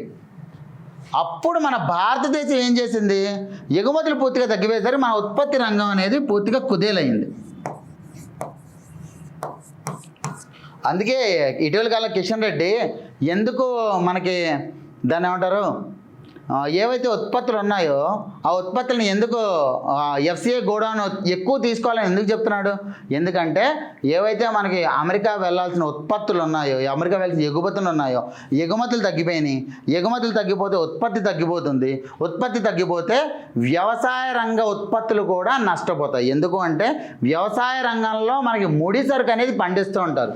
మీరు ఒకటి చూడండి, ఏవైతే మనకి దాని అంటారు టెక్స్టైల్స్ ఉన్నాయో, టెక్స్టైల్ మనకేం కావాలి, పత్తి కావాలి, కాటన్ కావాలి. ఇప్పుడు పత్తి కానీ పండించడం ఎక్కువ చేసేసి టెక్స్టైల్స్ కానీ ఎగుమతులు తక్కువ ఉంటే అప్పుడు ఏమవుతుంది, తక్కువ టెక్స్టైల్స్ అనేవి ఉత్పత్తి చేస్తారు. అంటే ఏవైతే వస్త్రాలు అనేవి తక్కువ ఉత్పత్తి చేస్తారు. ఎప్పుడైతే వస్త్రాలు తక్కువ ఉత్పత్తి చేస్తారో పత్తి అనేది తీసుకోవడం కూడా తగ్గించేస్తారు. ఎప్పుడైతే పత్తి తీసుకోవడం తగ్గించేశారో పత్తి ఉత్పత్తి కూడా తగ్గించేస్తారు. అంటే ఏంటి, మనకి ఏం చేసినా సరే ఆఖరికి వ్యవసాయ రంగంపై ప్రభావం అనేది ఉంటుంది. ఈ వ్యవసాయ రంగంపై ప్రభావాన్ని కొంతమేర తగ్గించడానికి ఎఫ్సిఐ అనేది ఆర్ సిసిఐ అంటారు దాన్ని, కాటన్ కార్పొరేషన్ ఆఫ్ ఇండియా. ఈ కాటన్ కార్పొరేషన్ ఆఫ్ ఇండియాని ఎక్కువ మేర పత్తిని కొనుగోలు చేయండి అని చెప్పి మన కిషన్ రెడ్డి చెప్పున్నాడు. ఎందుకు చెప్పున్నాడు? ఎందుకంటే యుఎస్ మన మీద పన్నులు విధించేసింది కాబట్టి. ఇప్పుడు యుఎస్ ఎప్పుడైతే మన మీద పన్నులు విధించేసిందో మనం ఏం చేసాము? మనం ఊరుకున్నామా? ఊరుకోలేదు. ఇక్కడి నుంచి ఐరోపా సమాఖ్యతో స్వేచ్ఛా వాణిజ్య ఒప్పందాన్ని మనం సంతకం చేసాం. ఎప్పుడైతే ఐరోపా సమాఖ్యతో స్వేచ్ఛా వాణిజ్య ఒప్పందాన్ని మనం సంతకం చేసాం, దాన్నే మదర్ ఆఫ్ ఆల్ డీల్స్, అంటే అన్నిటికంటే చాలా అతిపెద్ద ఒప్పందంగా పేర్కొన్నారు. ఎప్పుడైతే స్వేచ్ఛా వాణిజ్య ఒప్పందాన్ని మనం సంతకం చేసామో అప్పుడు అమెరికా మళ్ళీ మన దగ్గరికి వచ్చింది. మనం కూడా ఒక ఒప్పందాన్ని చేసుకుందామని. మనం కేవలం ఐరోపా సమాఖ్యతో మాత్రమే కాదు, ఒమన్తో ఒప్పందం చేసుకున్నాము, అలాగే న్యూజిలాండ్తో ఒప్పందం చేసుకున్నాము. ఇలా చాలా దేశాలతో స్వేచ్ఛా వాణిజ్య ఒప్పందాలని, అన్నిటికంటే ముఖ్యం బ్రిటన్తో కూడా ఒప్పందం చేసుకున్నాం ఇదే 2025 మేలో. ఇవన్నిటి వల్ల ఏమైంది? ఈ అన్నిటి వల్ల ఏవైతే ఉత్పత్తులు ఎగుమతులు అనేవి అమెరికా వెళ్ళాలో ఈ ఎగుమతులు అనేవి సరఫరా మారింది. దీనివల్ల ఇంకా మనకి వృద్ధి రేటు అనేది 7.6%. వాస్తవ జీడిపి వృద్ధి రేటు అనేది ఇంకా మనకి 7.6%గా చాలా హెల్తీగా ఉంది. లేదు అంటే ఎప్పటికీ మన పూర్తి ఆర్థిక వ్యవస్థ అనేది కుదేలైపోవాలి. ఎందుకంటే మనం పూర్తి మేరకు అమెరికా మీదే డిపెండ్ అయి ఉన్నాం.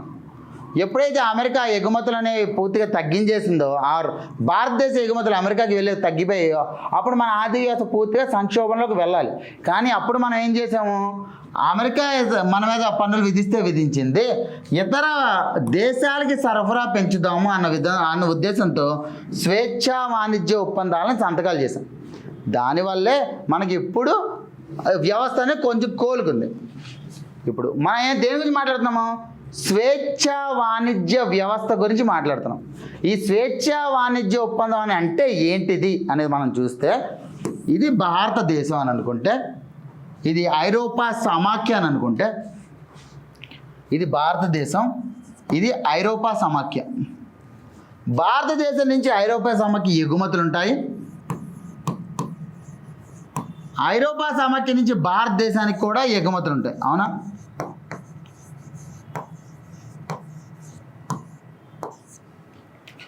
ఎప్పుడైతే ఎగుమతులు చేస్తామో ఇక్కడ పన్నులు అనేవి విధిస్తారు. జనరల్గా ఇక్కడ కూడా పన్నులే విధిస్తారు. కానీ ఈ స్వేచ్ఛా వాణిజ్య ఒప్పందంలో ఏంటి? పన్నులు అనేవి పూర్తిగా కూడా మనం తొలగిస్తాం. ఈ పన్నులను తొలగించడం అనేది స్వేచ్ఛా వాణిజ్యాన్ని మనం పెంపొందించడం అనమాట. దీన్నే స్వేచ్ఛా వాణిజ్య ఒప్పందం అంటారు.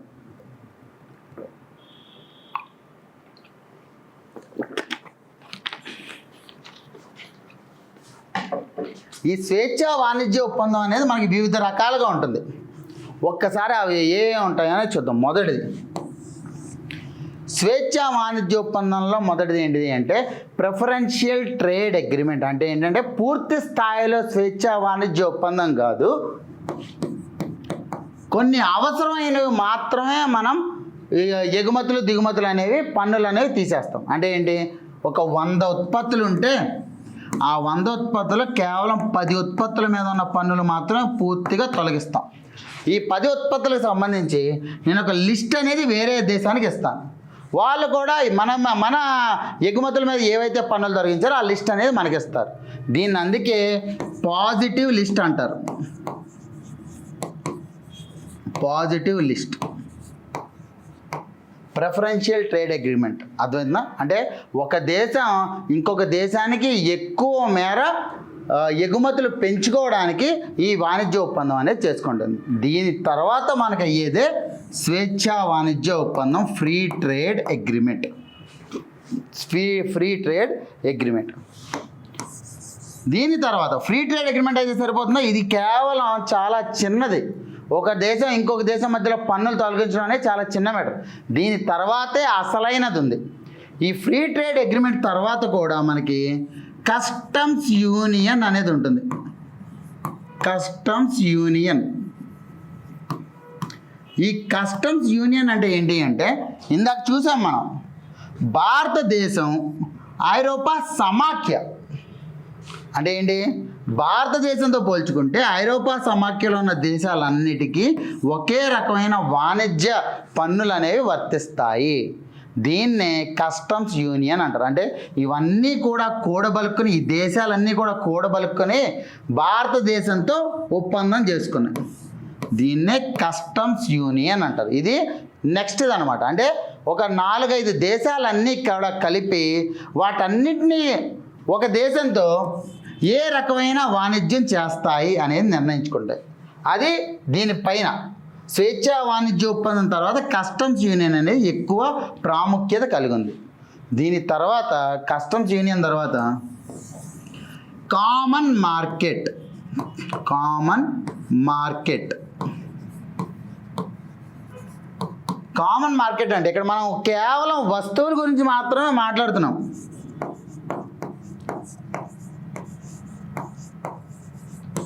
ఇక్కడ వస్తువులతో పాటు కామన్ మార్కెట్కి వచ్చేసరికి ప్రజలు కూడా అటు ఇటు చాలా స్వేచ్ఛగా తిరుగుతారు. వీసాలు ఉండవు, అవి ఉండవు, ఇవి ఉండవు. దాన్నే కామన్ మార్కెట్ అంటారు. దీని తర్వాతే చివరిది కామన్ మార్కెట్ పైన మనకి ఆర్థిక సమాఖ్య. ఆర్థిక సమాఖ్య అంటే విత్త విధానాలు కావచ్చు, లేదా ద్రవ్య పరపతి విధానం కావచ్చు, 2 దేశాలకు సంబంధించి ఒకే రకంగా ఉంటాయి. ఇప్పుడు ఐరోపా సమాఖ్య అనేదేమో ఒక ఆర్థిక సమాఖ్య. ఐరోపా సమాఖ్య అనేది ఒక ఆర్థిక సమాఖ్య. ఈ ఐరోపా సమాఖ్యతో భారతదేశం చేసుకుందేమో కస్టమ్స్ యూనియన్. అదవుతుందా? ఇది తేడా అన్నమాట. ఇంకా ఇక్కడ ఏదైతే విత్త విధానం గురించి మాట్లాడుకుంటున్నామో, ఈ విత్త విధానం అంటే ఏంటి, ప్రభుత్వం నిర్ణయించే పన్ను వ్యవస్థలు అనేవి. ఈ పన్ను వ్యవస్థల గురించి మనం మాట్లాడుకునేటప్పుడు మనకి 2 రకాల పన్నులు ఉంటాయి. ఒకటేమో ఏంటివి,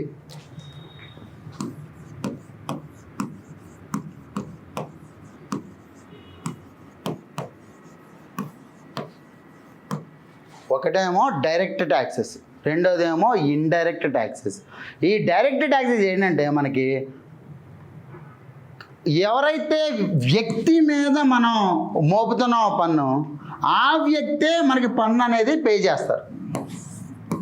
కానీ ఇండైరెక్ట్ ట్యాక్సెస్ ఏంటి అంటే ఎవరి మీద అయితే మనం పన్ను అనేది మోపుతున్నామో ఆ వ్యక్తి ట్యాక్స్ అనేది పే చేయడు, వేరే వ్యక్తి అనేది ట్యాక్స్ పే చేస్తాడు. అంటే ఏ రకంగా, వస్తు సేవా పన్ను అనేది మీరు చూడండి. వస్తు సేవా పన్నులో ఉత్పత్తి చేసిందేమో ఒక ఫ్యాక్టరీ, కానీ ప్రభుత్వానికి చెల్లించాల్సిందేమో మనము.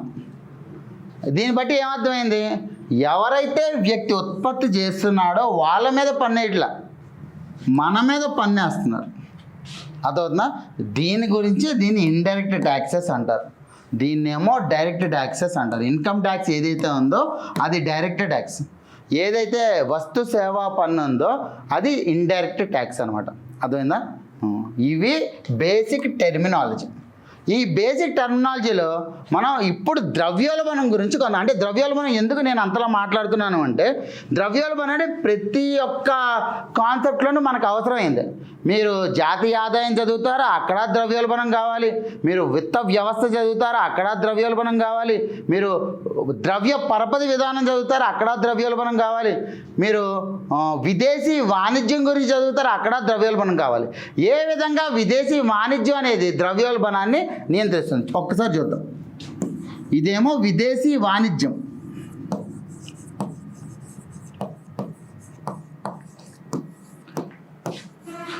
ఇదేమో ద్రవ్యోల్బణం. విదేశీ వాణిజ్యంలో ఏమేమి ఉంటాయి, ఎగుమతులు ఉంటాయి, దిగుమతులు ఉంటాయి. దిగుమతులు, ఎగుమతులు.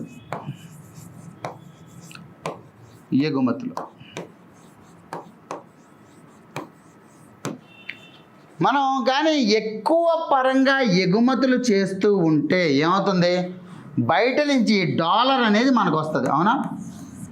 అదే ఎక్కువగా దిగుమతులు చేస్తుండే ఏంటి, మన దగ్గర ఉన్న డాలర్ని బయట వాళ్ళకి ఇవ్వాలి, అవునా?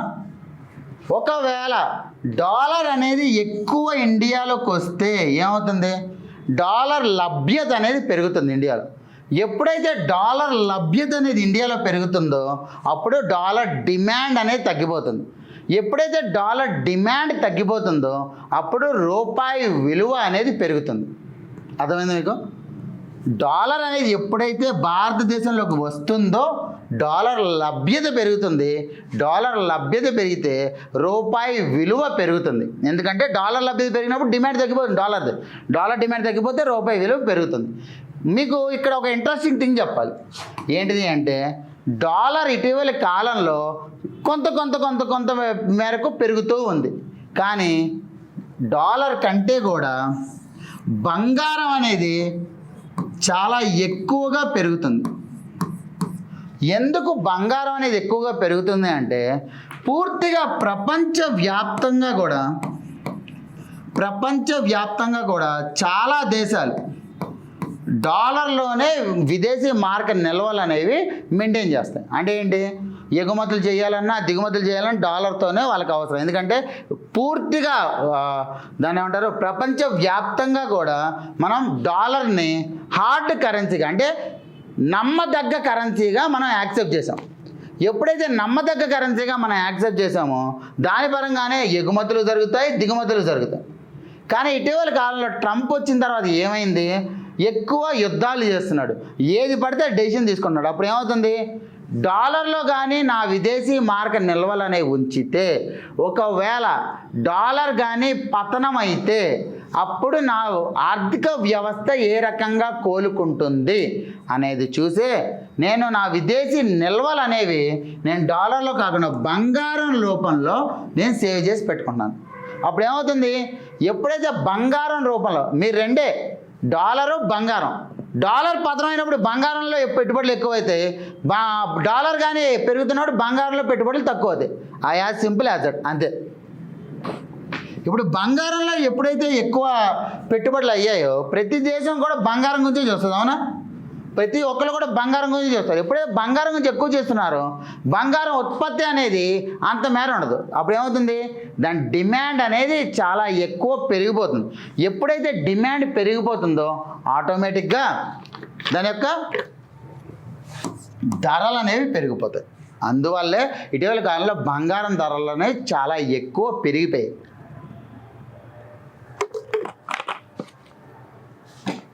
చూసారా, ఇక్కడ ద్రవ్యోల్బణ పరంగానే మనకి ఇది కూడా ఉంది. ఏంటిది, ద్రవ్యోల్బణ పరంగానే మనకి విదేశీ వాణిజ్యం కూడా దాని మీదే ఆధారపడి ఉంటుంది. ఇప్పుడు ద్రవ్యోల్బణం గురించి మనం మాట్లాడాలి కాబట్టి ద్రవ్యోల్బణం ఎన్ని రకాలుగా ఉంటుంది. నేను ఇందాక మీకు చెప్పాను, ద్రవ్యోల్బణంలో మనం ఏ రకంగా కొలమానాలు ఉంటాయి. ఒకటి వచ్చేసరికి వినియోగదారుల ధరల సూచి ఒక కొలమానం, రెండోది వచ్చేసరికి టోకు ధరల సూచి ఒక కొలమానం, మూడోది వచ్చేసరికి ఉత్పత్తిదారుల ధరల సూచి ఒక కొలమానం. ఇవి కొలమానాలు అయితే ద్రవ్యోల్బణ విధానాలు ఏ రకంగా ఉంటాయండి, ఒకటేమో డిమాండ్ ఆధారిత ద్రవ్యోల్బణం,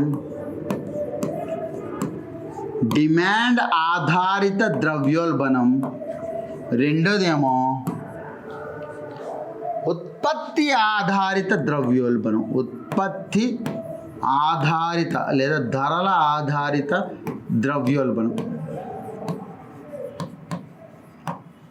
ఇవి రెండు రకాలుగా ఉంటాయి. మీరు ఒకటి చెప్పండి, నేను ఈరోజు మీకు ఒక పండగ ఉంది, పండగ రోజు పువ్వులు అనేవి ఏ రోజు వచ్చి ఆ రోజు ఉంటాయి, ఏ రోజు ఎంత లభ్యత ఉండాలో అంతే లభ్యత ఉన్నాయి, పాలు కూడా ఏ రోజు అంత లభ్యత ఉండాలో అంతే లభ్యత ఉన్నాయి. కానీ వాటి ధరలు మాత్రం పెరుగుతాయి. ఎందుకు, ఎవరైతే వినియోగిస్తారో వాళ్ళు ఎక్కువ మంది అయిపోతారు.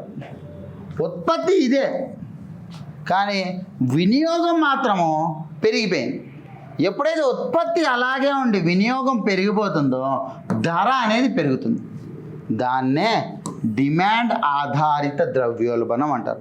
డిమాండ్ అంటే ఏమీ లేదు, డిమాండ్ అంటే దాని యొక్క లభ్యత తక్కువైపోయినప్పుడు దాని యొక్క డిమాండ్ అనేది పెరుగుతుంది అనమాట. అదే ఉత్పత్తి ఆధారిత ద్రవ్యోల్బణం గురించి మనం చూద్దాం. ఉత్పత్తి ఆధారిత ద్రవ్యోల్బణం అంటే ఏంటి? మనకి ఒక ఫ్యాక్టరీ అనేది ఒక ఉత్పత్తిని తీసుకొస్తుంది. ఎప్పుడైతే ఒక వస్తువుని ఉత్పత్తి చేస్తుందో దానికి 4 కారకాలు కావాలి. ఏంటివి? 1 భూమి, ఉత్పత్తి కారకాలు. 2ది కార్మిక శక్తి, 3ది పెట్టుబడి. కేవలం 4 కారణాలు మాత్రం ఉంటాయి. 4వది వ్యవస్థాపకత.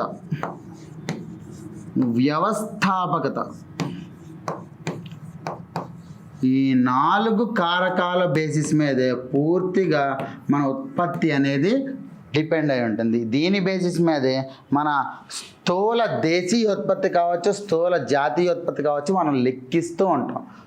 దీన్నే భూమి, కార్మిక శక్తి, పెట్టుబడి, వ్యవస్థాపకత. మీరు ఒక్కసారి చూడండి, ఈ 4 కారకాల్లో భూమి ఏంటిది? రెంట్ పే చేస్తున్నాం,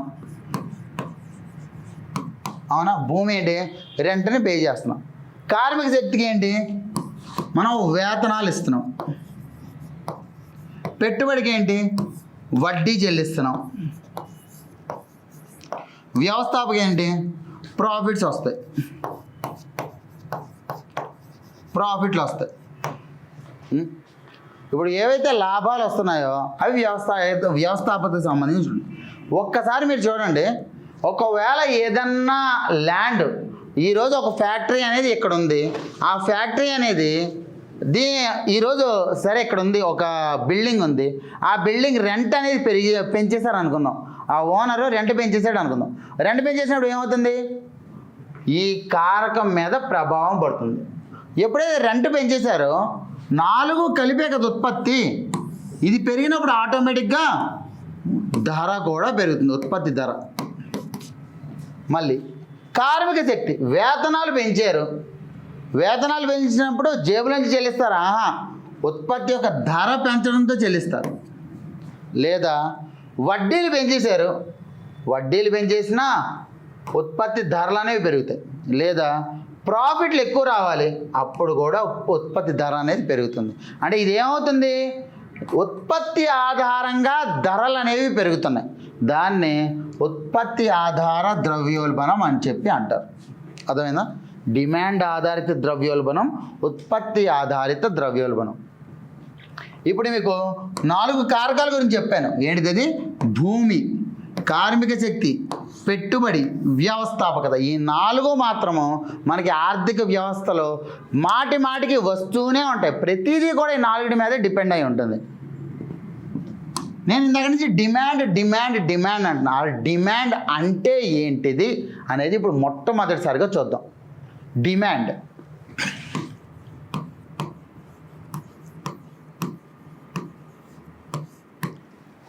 మనకి ఆడమ్ స్మిత్ అనే వ్యక్తి ఆర్థిక వ్యవస్థ పితామహుడు. ఆడమ్ స్మిత్ అనే వ్యక్తి ఆధునిక ఆర్థిక వ్యవస్థ పితామహుడు. ఎప్పుడైతే ఈ ఆడమ్ స్మిత్ అనే వ్యక్తి ఒక థియరీ ఉంటుంది, థియరీ ఆఫ్ ఇన్విజిబుల్ హ్యాండ్స్ అని. దాంట్లో మన ఆర్థిక వ్యవస్థ, ఏ ఆర్థిక వ్యవస్థ అయినా కేవలం 2 మీదే డిపెండ్ అయి ఉంటుంది. ఒకటి డిమాండ్, ఇంకొకటి సరఫరా. డిమాండ్ బేసిస్ మీద సరఫరాని అడ్జస్ట్ చేసుకోవాలి, సరఫరా బేసిస్ మీద డిమాండ్ అనేది అడ్జస్ట్ అవుతుంది. ఈ 2 మీద ఏంటిది? డిమాండ్, సరఫరా.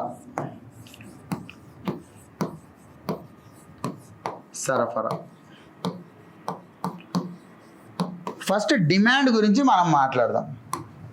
ఇప్పుడు మీరు ఒక్కసారి ఆలోచించండి. నేను మీకు ఒక గులాబ్ జామ్ ఇచ్చాను. ఒక గులాబ్ జామ్ ఇచ్చినప్పుడు పూర్తిగా తినేస్తారు. దీని తర్వాత 2వ గులాబ్ జామ్ ఇచ్చాను, అది కూడా తింటారు. దీని తర్వాత 3వ గులాబ్ జామ్ ఇచ్చాను, అది కూడా తింటారు. దీని తర్వాత ఇంకొక గులాబ్ జామ్ ఇచ్చాను, కొంచెం బాగా కష్టమైపోతుంది. అంటే ఇక్కడ అర్థం ఏంటి? దీని దగ్గర ఉన్న మనకి ఏదైతే దాని సంతృప్తి ఉంటుందో ఇది చాలా ఎక్కువ ఉంటుంది. ఇక్కడేమో 10 యూనిట్ల సంతృప్తి ఉంటే ఇక్కడ 8 యూనిట్ల సంతృప్తి మాత్రమే ఉంటుంది. ఇక్కడేమో 6 యూనిట్ల సంతృప్తి మాత్రమే ఉంటుంది. ఇక్కడికి వచ్చేసరికి 0 యూనిట్ల సంతృప్తి ఉంటుంది. అంటే ఏంటి ఇక్కడ మనకి ఉన్న కొద్దీ ఒకే ఐటెంని ఎక్కువ వినియోగంగానే చేస్తే సంతృప్తి అనేది తగ్గిపోతూ ఉంటుంది. ఆ సంతృప్తినే ఆర్థిక అంశంలో మనం డిమాండ్ అంటాం. ఆ సంతృప్తినే ఆర్థిక అంశంలో మనం డిమాండ్ అంటాం. ఈ డిమాండ్ని ఏ రకంగా మనం అడ్జస్ట్ చేయాలి, ఫ్యాక్టరీలు ఏ రకంగా ఉంటాయి అంటే డిమాండ్ అనేది ఎప్పుడూ కూడా ఈ రకంగా ఉంటుంది. అంటే ఇక్కడ ఐఫోన్ అనేది తీసుకొచ్చాడు. ఐఫోన్ అనేది ఎక్కువ ఉత్పత్తి జరుగుతూ ఉంది. అప్పుడు డిమాండ్ ఏమవుతుంది, తగ్గిపోతూ వెళ్ళిపోతుంది. డిమాండ్ ఏమవుతుంది, తగ్గిపోతూ వెళ్ళిపోతుంది. మనం ఏం చేయాలి అప్పుడు, ఐఫోన్ తీసుకొచ్చాడు, ఓకే బాగానే ఉంది. దీని తర్వాత ఐఫోన్ 2 మళ్ళీ డిమాండ్ కొంచెం, ఎందుకంటే ఐఫోన్ 1కి ఐఫోన్ 2కి పెద్ద తేడా ఉండదు, చిన్న ఫీచర్లు తేడా ఉంటాయి. అప్పుడు కొంచెం డిమాండ్ పెరుగుతుంది. తర్వాత ఐఫోన్ 3 ఇంకొంచెం డిమాండ్ పెరుగుతుంది.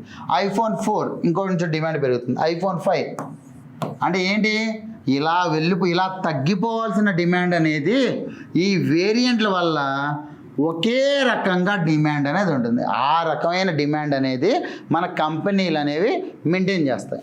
ఏ రకంగా మెయింటైన్ చేస్తాయి, ఎప్పటికప్పుడు కొత్త వెర్షన్లు దించుతాయి. కొత్త వెర్షన్లు ఉన్నప్పుడు ఈ డిమాండ్ అనే కాన్సెప్ట్ అనేది తగ్గిపోతుంది. ఎందుకంటే కొత్త వెర్షన్ మీద మోజు ఎక్కువ ఉంటుంది. ఇది మనకి పూర్తిగా సిద్ధాంతాలు అనేవి ఒక 4 సిద్ధాంతాలు మనం చదువుకుంటాం. ఇవి కాకుండా ఇంకొక సిద్ధాంతం ఉంటుంది. ఏంటిది, ఒకవేళ నాకు 4 కారకాలు ఉన్నాయి ఉత్పత్తి కారకాలు. ఈ 4 కారకాల్లో ఒక కారకాన్ని, భూమి అనే కారకాన్ని నేను బాగా ఎక్కువ పెంచేశాను. అంటే నాకు 2 ఎకరాలు భూమి ఉండాల్సింది ఇప్పుడు 5 ఎకరాలు భూమి చేశాను. అప్పుడు ఏమవుతుంది, ఎక్కువ ఉత్పత్తి చేయడానికి ఆస్కారం ఉందా, బాగానే ఉంటుంది. అలా బాగానే ఉంది. కానీ కొన్నాళ్ళ తర్వాత ఏమవుతుంది, ఈ ఎక్కువ ఉత్పత్తి చేయడానికి భూమి ఉంటే సరిపోతుందా, భూమికి తగ్గ కార్మికులు ఉండాలి. కార్మికులు ఉంటే సరిపోతుందా, కార్మికులకు తగ్గ పెట్టుబడి ఉండాలి. పెట్టుబడి ఉంటే సరిపోతుందా, దీనికి తగ్గ వ్యవస్థాపకత ఉండాలి. అంటే కేవలం ఒక్క ఉత్పత్తి కారకాన్ని కానీ మారిస్తే కొన్నాళ్ళు ఉత్పత్తి అనేది పెరుగుతుంది.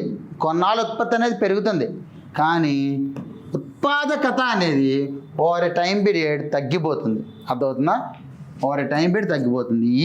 ఈ సిద్ధాంతాలను ఉపయోగించే మనం డిమాండ్ కావచ్చు, సరఫరాను కావచ్చు మనం నియంత్రిస్తాం. డిమాండ్ కావచ్చు, సరఫరా కావచ్చు మనం నియంత్రిస్తాం.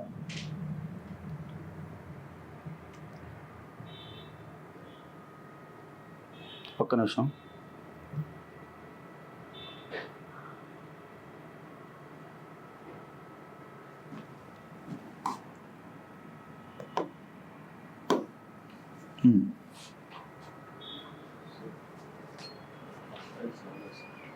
సరే, ఇప్పుడు మనం మెయిన్స్లో సిలబస్ అనేది ఏమేమి ఉన్నాయి, ఎందుకంటే చాలా మటుకు టెర్మినాలజీ అనేది మీకు చెప్పాను. ఈ టెర్మినాలజీ ఏ రకంగా ఉపయోగపడుతుంది అంటే మనకి ఏ కాన్సెప్ట్ చదువుకున్నా ఆర్థిక వ్యవస్థలో ఇంకొక కాన్సెప్ట్కి లింక్ అయ్యే ఉంటుంది. ఒక ఎగ్జాంపుల్ చెప్తాను చూడండి. జాతీయ ఆదాయ గణాంకం జీడిపి అనేది ఉంది. జీడిపి ఎప్పుడైతే పెరుగుతుందో అప్పుడు ఏమవుతుంది, రూపాయి విలువ కూడా పెరుగుతూ ఉంటుంది. రూపాయి విలువ పెరిగింది అంటే ఎగుమతులు అనేవి తగ్గుతాయి. ఎగుమతులు తగ్గాయి అంటే మళ్ళీ ఏమవుతుంది, జీడిపి మళ్ళీ తగ్గుతుంది. ఎందుకంటే ఎగుమతుల బేసిస్ మీద ఉత్పత్తి కూడా ఉంటుంది. అంటే ఇక్కడ ఏమవుతుంది, ఒకదానికి ఇంకొక దానికి ఎప్పుడూ లింక్ ఉంటూనే ఉంటుంది. ఒకసారి ఉత్పత్తి తగ్గిందా వ్యవసాయం తగ్గిపోతుంది. ఒకసారి వ్యవసాయం తగ్గిపోయిందా ఆర్థిక వ్యవస్థ కుదేలైపోతుంది, పేదరికం కావచ్చు, నిరుద్యోగత కావచ్చు పెరిగిపోతుంది. అంటే ఆర్థిక వ్యవస్థలో ఒకదానికొకటి లింక్ అయ్యే ఉంటాయి మొత్తం కూడా. ఒక్కసారి ఇప్పుడు మనం సిలబస్ చూద్దాం. సిలబస్లో ఏ రకంగా ఒక్కొక్క సబ్జెక్టు అనేది, అంటే ఒక్కొక్క టాపిక్ అనేది మనకి ఇచ్చారు అనేది.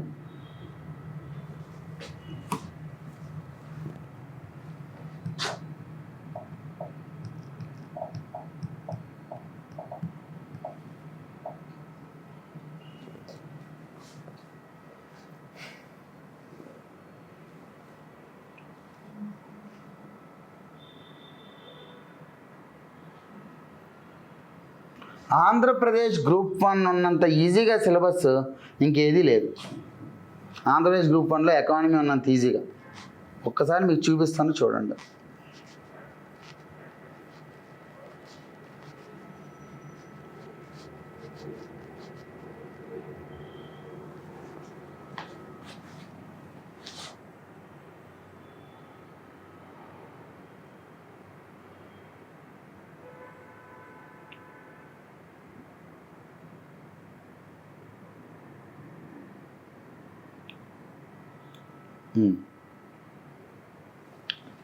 మొదటిది, భారతదేశ ఆర్థిక వ్యవస్థలో సవాళ్ళు అన్నారంటే మీరు మొదటిదే సవాళ్ళు ఎందుకు అడుగుతున్నారు అనేది మీకు ఖచ్చితంగా రావాల్సిన ప్రశ్న. ఎందుకంటే మొదటి జాతీయ ఆదాయం ఏదో ఒకటి ఉండొచ్చు కదా, ఎందుకు దాని ఏ విధమైన సవాళ్ళు ఉన్నాయి అనేది అడిగారు. ఒకసారి చూడండి. వృద్ధి రేటు అనేది ఎక్కువగా, అంటే ఒకే రకంగా లేకుండా, స్థిమితంగా లేకుండా ఎక్కువ ఎగుదిగులు ఎందుకు ఉంటుంది? ఇప్పుడు ఆ రకంగా లేదు భారతదేశ ఆర్థిక వ్యవస్థ. భారతదేశ ఆర్థిక వ్యవస్థలో వృద్ధి రేటు అనేది స్థిమితంగా ఉంది. కానీ ఆంధ్రప్రదేశ్ ఆర్థిక వ్యవస్థలో వృద్ధి రేటు అనేది ఎగులు దిగులుగా ఎక్కువ ఉంది. అది మనం చూస్తాం. దీని తర్వాత ఇన్ఫ్లేషన్, అంటే ద్రవ్యోల్బణానికి మనకి ఆయిల్ ధరలు ఏ రకంగా ప్రేరేపితం చేస్తున్నాయి. మీరు ఇందాక గమనించాల్సింది నాకు చెప్తున్నాను నేను. ద్రవ్యోల్బణం అనేది మొన్న 2025లో పూర్తిగా చాలా తక్కువ ఉంది. ఎందుకు తక్కువ ఉంది అంతలాగా అంటే, కూరగాయల ధరలు ఏవైతే ఉన్నాయో ఆ కూరగాయల ధరలు అనేవి పూర్తిగా పడిపోయాయి. ఎందుకంటే చాలా ఎక్కువ ఉత్పత్తి అనేది జరిగింది. కూరగాయల ఉత్పత్తి అనేది లేదా ఆహార ఉత్పత్తులు అనేవి ఎక్కువ ఉత్పత్తి జరిగింది ముందు సంవత్సరం. ఈ సంవత్సరం ఎల్నినో ప్రభావం వల్ల ఆహార ఉత్పత్తులు పూర్తిగా తగ్గిపోతాయి. ఈ సంవత్సరం వచ్చే అంటే 2026-27 ఆర్థిక సంవత్సరంలో ద్రవ్యోల్బణం అనేది చాలా ఎక్కువ ఉంటుంది. ఇది మొన్న 2025-26లో ద్రవ్యోల్బణం చాలా తక్కువ ఉంది. కానీ డిసెంబర్ మొదలు ద్రవ్యోల్బణం పెరగడం మొదలుపెట్టింది. ఎందుకు ద్రవ్యోల్బణం అనేది పెరుగుతుంది అనేది ఒకసారి చూద్దాం. మనకి ద్రవ్యోల్బణం ఏ రకంగా ఉంటుంది? ధరలు పెరిగినప్పుడు ఉంటుంది. ఈ ధరలు ఎందుకు పెరిగాయి లాస్ట్ 4 నెలల్లో? దేనికైనా సరే మనకి రవాణా వ్యవస్థ అనేది కావాలి, అవునా కదా? రవాణా వ్యవస్థ ఎంత స్థిమితంగా ఉంటుందో అంత స్థిమితంగా మన వృద్ధి రేటు ఉంది. ఈ రవాణా వ్యవస్థకి కారకం ఏంటిది? పెట్రోల్ ధరలు. ఎప్పుడైతే పెట్రోల్ ధరలు అనేవి దాని ఏమంటారు పశ్చిమాసియా సంక్షోభం వల్ల, వెస్ట్ ఏషియన్ క్రైసిస్, పశ్చిమాసియా సంక్షోభం వల్ల హోర్ముజ్ జలసంధి ఏదైతే ఉందో హోర్ముజ్ జలసంధి అనేది మూసేశారు. ఈ హోర్ముజ్ జలసంధి మూసేయడం వల్ల పెట్రోల్ దిగుమతులు అనేవి తగ్గిపోయినాయి. భారతదేశంలో పెట్రోల్ అనేది ఉత్పత్తి తక్కువ, దిగుమతులు ఎక్కువ. ఎప్పుడైతే పెట్రోల్ దిగుమతులు తగ్గిపోయినాయో పెట్రోల్ ధరలు అనేవి పెరిగిపోయాయి. ఎప్పుడైతే పెట్రోల్ ధరలు పెరిగిపోయాయో అప్పుడు ఆటోమేటిక్గా ఏమవుతుంది? రవాణా వ్యవస్థ దెబ్బతింటుంది.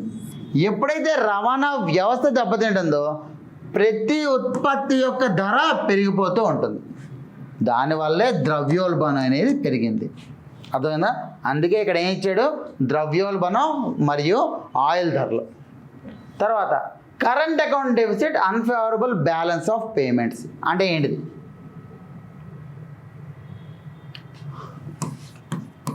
కరెంట్ ఖాతా లోటు.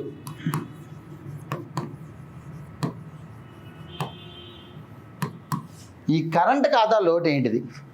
మనము ఎగుమతులు చేస్తున్నాము, దిగుమతులు చేసుకుంటున్నాం, అవునా? ఎప్పుడైతే ఎగుమతులు చేస్తామో ఎప్పుడైతే దిగుమతులు చేసుకుంటామో మనకు ఒక లెక్క ఉండాలి వద్దా? ఎగుమతులు అనేవి $100 చేసామని అనుకుందాం, దిగుమతులు అనేవి ఒక $50 చేసామని అనుకుందాం. అప్పుడు ఏమవుతుంది? మనకి ఎంత మిగిలినట్టు? $50 మిగిలినట్టు. దీన్నే అయితే కరెంటు ఖాతా మిగులు అంటారు, లేదా కరెంటు ఖాతా లోటు అంటారు. ఎందుకంటే ఇక్కడ మిగిలింది కాబట్టి కరెంటు ఖాతా మిగులు. అదే ఒకవేళ ఎగుమతులేమో $50 నుండి దిగుమతులు $100 ఉంటే అప్పుడు కరెంటు ఖాతా లోటు. మన భారతదేశం అనేది మోర్ ఆర్ లెస్ మనకి 0.8% అనేది కరెంటు ఖాతా లోటే ఉంది. కరెంటు ఖాతా మిగులు అనేది ఎప్పుడు ఉండదు. We're a net importer. అంటే ఏంటి? మనం ఎక్కువ దిగుమతులు చేసుకుంటాం, ఎగుమతులు ఎక్కువ చేయం. దిగుమతులతో పోల్చుకుంటే ఎగుమతులు ఎక్కువ చేయం. మీకు ఇందాక స్థూల దేశీయోత్పత్తిని చెప్తున్నాను కదా, ఈ స్థూల దేశీయోత్పత్తిలో 24% అనేది మనకి దిగుమతులు ఉంటే 22% అనేది ఎగుమతులు ఉన్నాయి. అంటే 2% అనేది దిగుమతులదే పై చేయి ఉంది. దానివల్లే కరెంటు ఖాతా లోటు అనేది వస్తుంది. దీని తర్వాత ఈ కరెంటు ఖాతా లోటు అనేది నార్మల్గా మనకి వస్తువుల మీదే కాదు, ఇదివరకు వస్తువుల మీద మాత్రమే చూసేవాళ్ళు.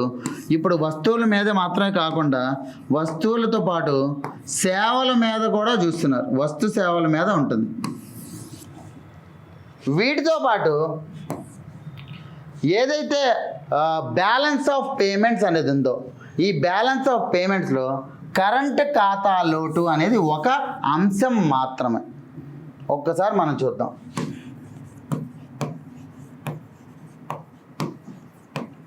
Balance of payments.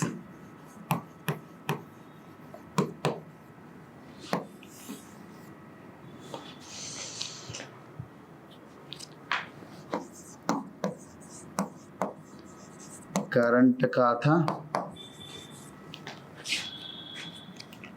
మూలధన ఖాతా. మూలధనం అంటే ఏంటి? ఏదైనా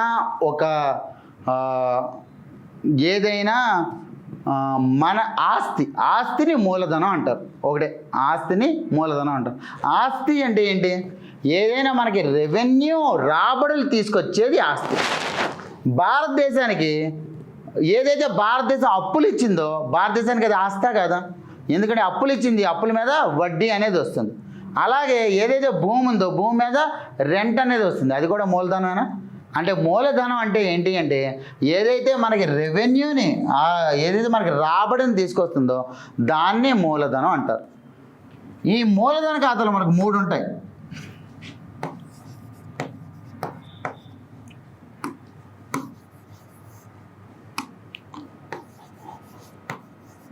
రుణాలు, తర్వాత విదేశీ పెట్టుబడులు, తర్వాత బ్యాంకింగ్ మూలధనం. ఈ 3 కూడా మూలధన ఖాతాలో వస్తాయి. మరి కరెంటు ఖాతాలో ఏమేమి వస్తాయి? కరెంటు ఖాతాలో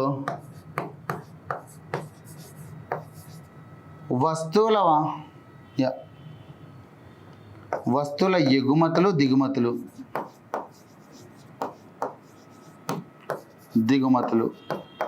వీటితో పాటు ఇక్కడ 4 ఉంటాయి. అంటే ఏంటి? ఏవైతే వస్తువులు కానివి సేవలు ఉంటాయి, అలాగే రెమిటెన్స్లు ఉంటాయి. రెమిటెన్స్లు అంటే ఏంటి? ఒకసారి ఇటు చూడండి. విదేశాల్లో మన భారతదేశ ప్రజలు ఉంటున్నారు. ఎవరైతే విదేశాల్లో భారతదేశ ప్రజలు ఉంటున్నారో వాళ్ళు అక్కడ సంపాదించి ఆ డబ్బుని ఇండియాకి పంపిస్తారు.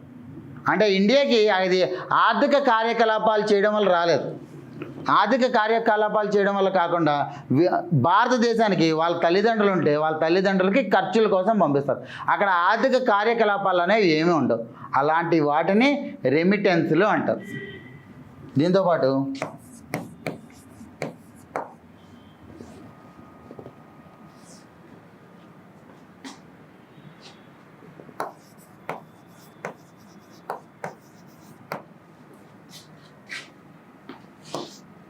బహుమతులు,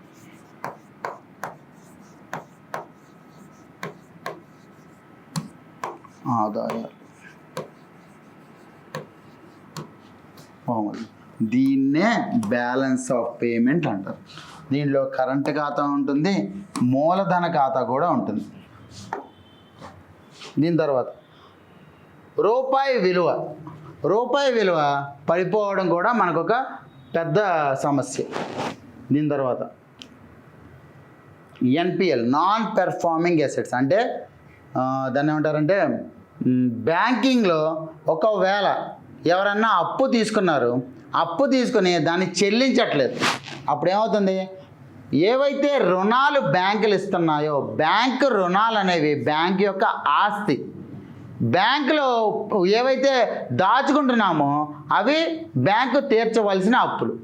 ఏవైతే బ్యాంకు రుణాలు ఉన్నాయో ఆ బ్యాంకు రుణాలు అనేవి కానీ ఒకవేళ తిరిగి చెల్లించకపోతే ఏమవుతుంది? అవి మళ్ళీ బ్యాంకులు రుణాలు ఇవ్వడానికి వీలవదు.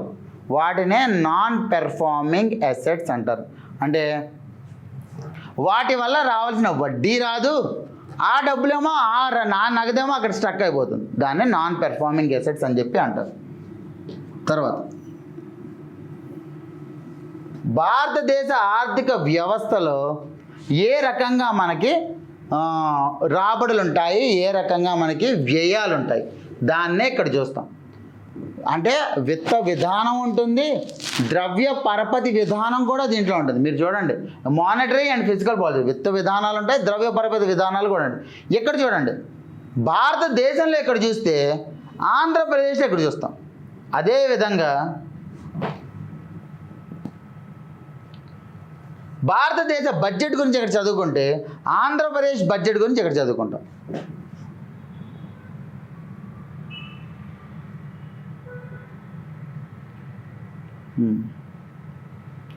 భారతదేశ వ్యవసాయ వ్యవస్థ గురించి చదువుకుంటే కిందే ఆంధ్రప్రదేశ్ వ్యవసాయ వ్యవస్థ గురించి చదువుకుంటాం. భారతదేశ పరిశ్రమ గురించి చదువుకుంటే ఆంధ్రప్రదేశ్ పరిశ్రమ గురించి చదువు. అంటే దీన్ని బట్టి ఏమర్థం అవుతుంది?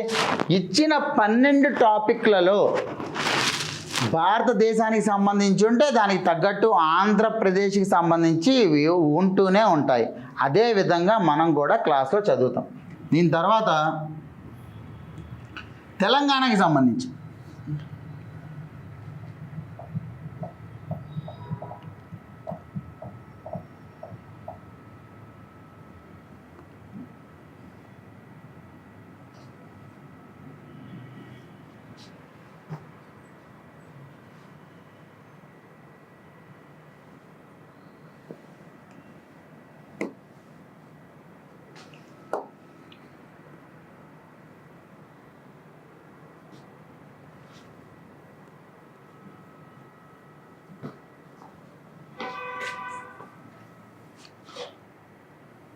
మెయిన్స్లో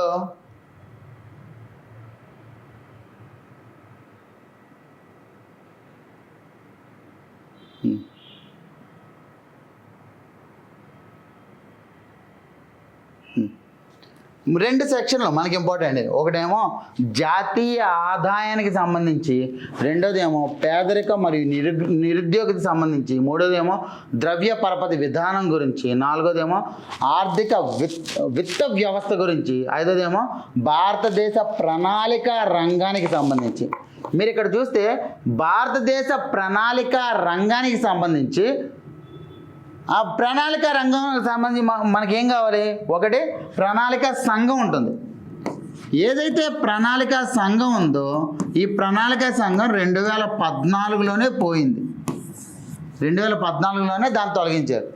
ఈ ప్రణాళిక సంఘాన్ని తొలగించిన తర్వాత కూడా ఎందుకు సార్ మనం ప్రణాళిక రంగం గురించి మాట్లాడుకుంటామంటే దీని స్థానంలో మనకి నీతి ఆయోగ్ అని చెప్పి వచ్చింది. ఏంటిది?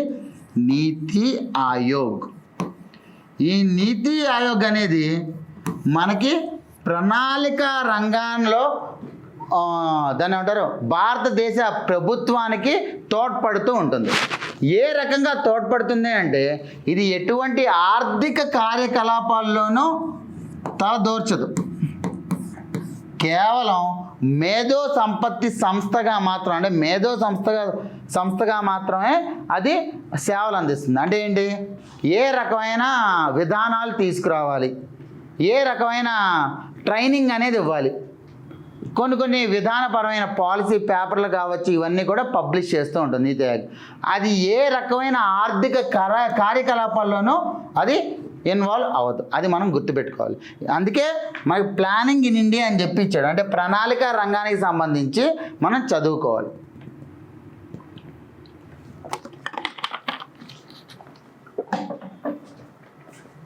దీని తర్వాత హైదరాబాద్ రాష్ట్రంలో తెలంగాణ ఆర్థిక వ్యవస్థ ఏ రకంగా ఉంది. దీని తర్వాత ఉమ్మడి ఆంధ్రప్రదేశ్లో తెలంగాణ ఆర్థిక వ్యవస్థ ఏ రకంగా ఉంది. తెలంగాణ స్థూల దేశీయోత్పత్తి అంటే స్థూల రాష్ట్ర దేశీయోత్పత్తి ఏ రకంగా ఉంది. తెలంగాణలో మానవ వనరులు అనేవి ఏ రకంగా ఉన్నాయి. ఇప్పుడు మానవ వనరులు అనేవి మనకి తెలంగాణలోనే కాదు ఆంధ్రప్రదేశ్లో కూడా చాలా ఇంపార్టెంట్. ఏంటిది అంటే జనాభా భాజ్యం అనేది మనకి ఇంపార్టెంట్. ఈ జనాభా భాజ్యం ఏంటిది, ఒక దేశంలో జనాభా ఉంటారు మనకి తెలిసిందే.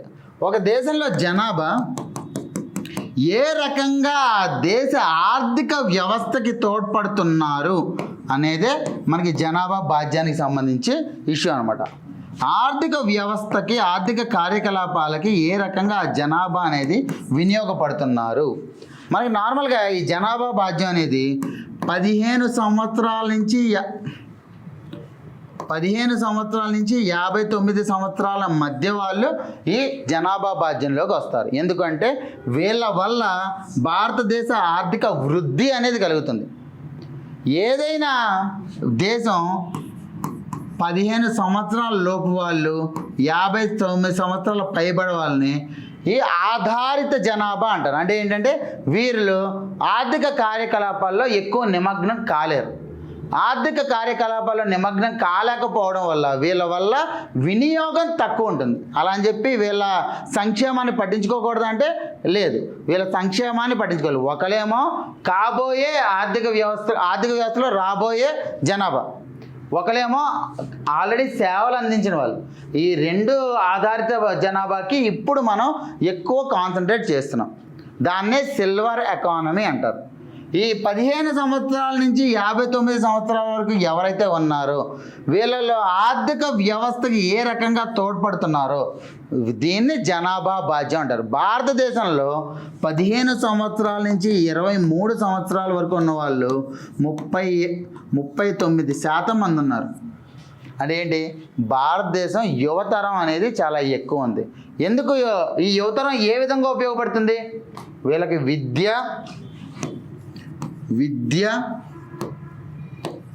ఆరోగ్యం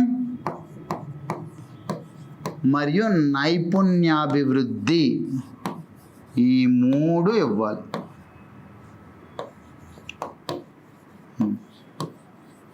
ఇప్పుడు ఆరోగ్యానికి సంబంధించి మనం చూసుకుంటే కొన్ని మనకి జనాభాలో మనకి మెయిన్లీ కొన్ని ఉన్నాయి. ఏంటిది అది? శిశు మరణాలు ఏ రకంగా ఉన్నాయి, ప్రసూతి మరణాలు ఏ రకంగా ఉన్నాయి,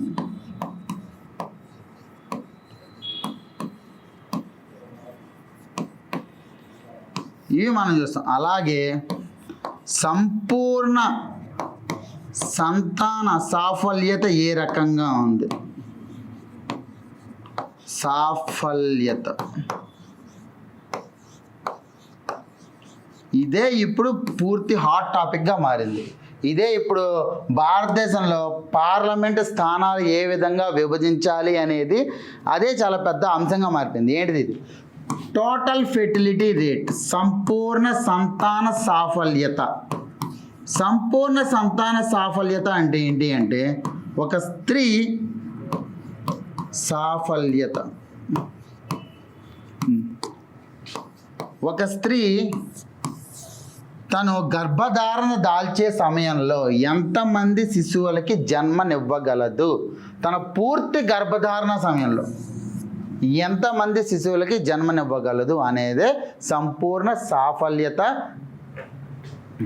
సంతాన సాఫల్యత అనేది. ఇది ఎందుకు సార్ అంత ఇంపార్టెంట్ అంటే మీరు ఒక్కటి చూడండి. ఫస్ట్ జనరేషన్ మేల్ ఫీమేల్ వీళ్ళిద్దరూ కలిసినప్పుడు మనకి ఎవరెవరు వస్తారు? ఒకరు రావచ్చు, ఇద్దరు రావచ్చు. మనము ఇదివరకు ఎక్కువ మా జనాభా ఉండేది, ఒక 5 6 కనేవాళ్ళు. అప్పుడు ఏమైంది? ఇద్దరు కాస్త 5 6గా మారుతున్నారు, అవునా? కానీ ఇటీవల కాలంలో ఏమైంది? ఈ ఇద్దరు కలిసినప్పుడు మేలు ఫీమేల్ కలిసినప్పుడు ఒకరికే పరిమితం అవుతున్నారు. రెండో వాళ్ళని కనాలని అనుకోవడం లేదు ఇటీవల కాలంలో. ఎందుకంటే అది ఆర్థిక పరమైన నిర్ణయం కావచ్చు, లేదా విద్యాపరంగా ఎక్కువ మంది పిల్లల్ని కనకూడదని కావచ్చు, అది ఏదైనా అనుకోవచ్చు. అప్పుడు ఏమవుతుంది? జనాభాలో ఇద్దరు కలిసి ఒకరు మాత్రమే అవుతున్నారు. అంటే పాపులేషన్ తగ్గిపోతుందా? జనాభా తగ్గిపోతుందా లేదా?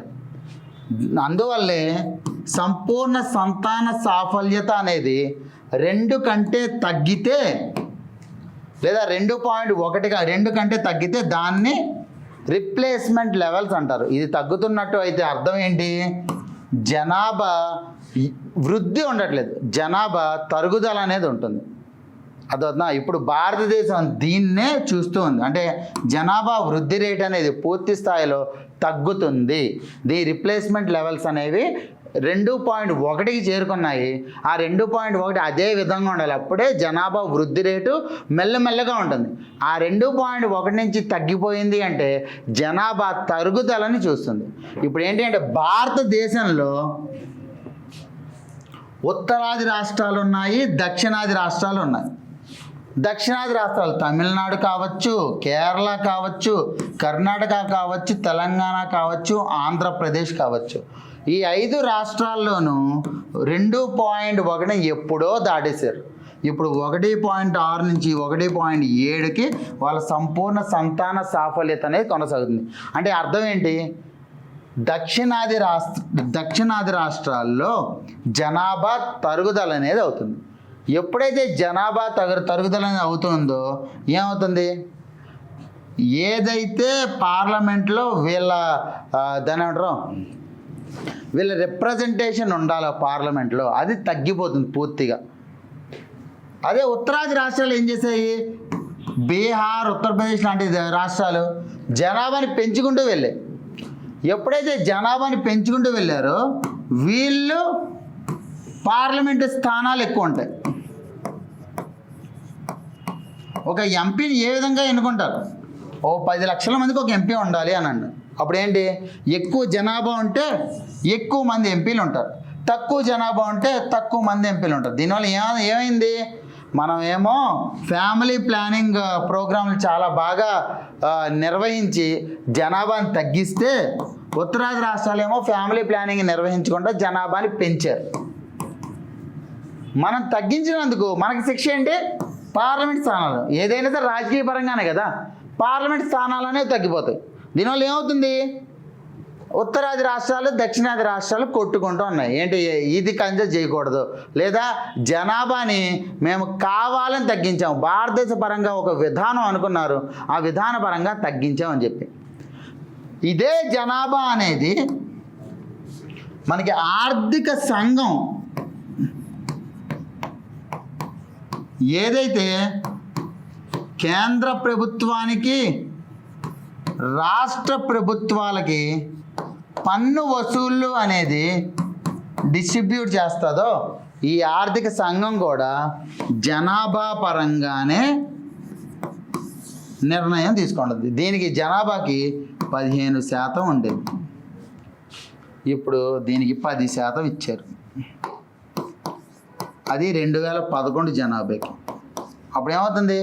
జనాభా తగ్గే కొద్దీ మనకి నిధులు కూడా తగ్గిపోతాయి. ఇది జనాభా, అందుకే మనం జనాభా గురించి పూర్తి స్థాయిలో చదువుకుంటాం అనమాట. తర్వాత భూ సంస్కరణలు. భూ సంస్కరణలు అనేవి మన భారతదేశంలో పూర్తి స్థాయిలో అదొక విఫలమైన విధానం. ఎందుకు భూ సంస్కరణలు అనేవి విఫలమయ్యాయి? ఆంధ్రప్రదేశ్ అనగా కంప్లీట్గా భారతదేశంలో విఫలమయ్యాయి. మనకి భారతదేశంలో స్వాతంత్రం వచ్చిన తర్వాత భూ సంస్కరణ అనేవి మొదలుపెట్టారు. భూ సంస్కరణ, జమీందారీ వ్యవస్థను నిర్మూలించడం, కౌలు రైతులని ఆదుకోవడం, ఇవన్నీ కూడా ఉన్నాయి. ఈ భూ సంస్కరణలు ఏం చేశారు? ఏదైతే భూమి ఉందో ఈ భూమి మీద పరిమితులు పెట్టారు, 18 ఎకరాలని. దీని మీద ఎక్కువ ఉంటే అది కలెక్టర్ స్థాయి వాళ్ళు తీసుకొని, ఈ కలెక్టర్ స్థాయి వాళ్ళు తీసుకుని ఆమె మిగతా వాళ్ళకి ఇవ్వాలి, అసైన్డ్ భూముల లెక్క ఇవ్వాలి. అవునా? ఇదే భూ సంస్కరణ యొక్క లక్ష్యం. ఎవరి దగ్గర అయితే భూమి ఎక్కువ ఉందో భూ పంపిణీ అనేది జరగాలి, అసైన్డ్ భూముల పంపిణీ అనేది జరగాలి. కానీ ఇక్కడ ఏమైంది, ఎందుకు విఫలమైంది అంటే, ఎవరైతే జమీందారులు ఉన్నారో, భారతదేశ స్వాతంత్రం రాకముందు ఈ జమీందారీ వంశాల నుంచే ఈ కలెక్టర్లు మరియు రెవెన్యూ అధికారులు ఉండేవాళ్ళు. వాళ్ళే భారతదేశ స్వాతంత్రం వచ్చిన తర్వాత ఈ భూ సంస్కరణల నిర్వహణకి ఉన్నారు. ఎప్పుడైతే భూ సంస్కరణల నిర్వహణకి అదే అధికారులు ఉన్నారో వాళ్ళ భూమిని వాళ్ళు తొలగించుకుంటారా? తొలగించుకోరు. అందువల్లే భూ సంస్కరణలు అనేవి పూర్తి స్థాయిలో విఫలమయ్యాయి అనమాట. ఎందుకు విఫలమయ్యాయని మనం మాట్లాడదు. కేవలం వెస్ట్ బెంగాల్లోనూ, కేవలం కేరళలోను, త్రిపురలోను, ఈ 3 రాష్ట్రాల్లోనే భూ సంస్కరణ పూర్తి స్థాయిలో సఫలమయ్యాయి. మిగతా అన్ని చోట్ల కూడా భూ సంస్కరణ పూర్తి స్థాయిలో విఫలమయ్యాయి. దీని తర్వాత వ్యవసాయ, పారిశ్రామిక మరియు సేవా రంగాలు. వ్యవసాయ, పారిశ్రామిక మరియు సేవా రంగాల గురించి భారతదేశ పరంగా ఏ రకంగా ఉంది, తెలంగాణ రాష్ట్ర పరంగా ఏ రకంగా ఉంది, ఇవనేవి మనం చూస్తాం. ఇప్పుడు వ్యవసాయ పరంగా ఏదైతే చూసామో, ఈ వ్యవసాయంలో మనం పూర్తి స్థాయిలో చూసేది ఏంటిది? స్వామినాథన్ కమిషన్. స్వామినాథన్ కమిషన్కి చాలా ఎక్కువ ప్రాముఖ్యత ఉంటుంది. ఈ స్వామినాథన్ కమిషన్తో పాటు ఇటీవల కాలంలో అశోక్ దాల్వాయ్ కమిషన్ కూడా ఉంది. ఈ రెండు చూస్తాం. స్వామినాథన్ కమిషన్ ఏమో 2004, అశోక్ దాల్వాయ్ ఏమో 2017-18. స్వామినాథన్ కమిషన్ ఏం చెప్పింది? కనీస మద్దతు ధర అనేది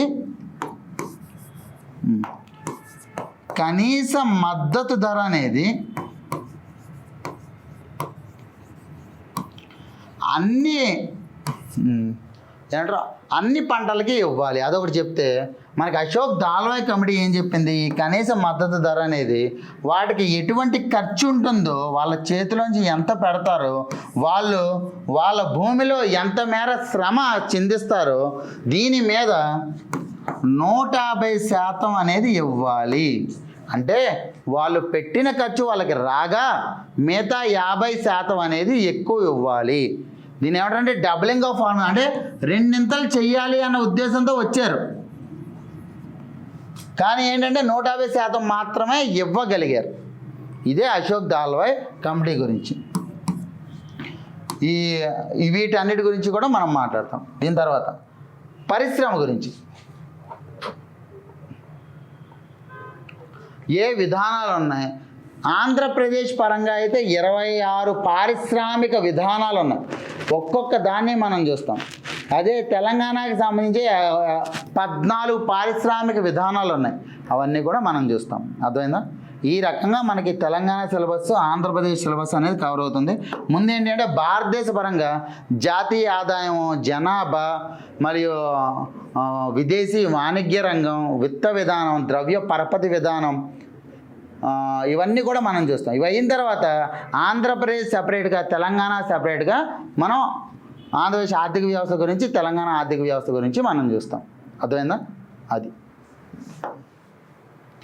ఇది ఎకానమీ యొక్క పూర్తి స్థాయిగా మన, అంటే ఎకానమీలో టెర్మినాలజీ ఏ రకంగా ఉంటుంది, ఎకానమీలో సిలబస్ ఏ రకంగా చెప్తాము అనేది నేను ఈరోజు మీకు చెప్పాను.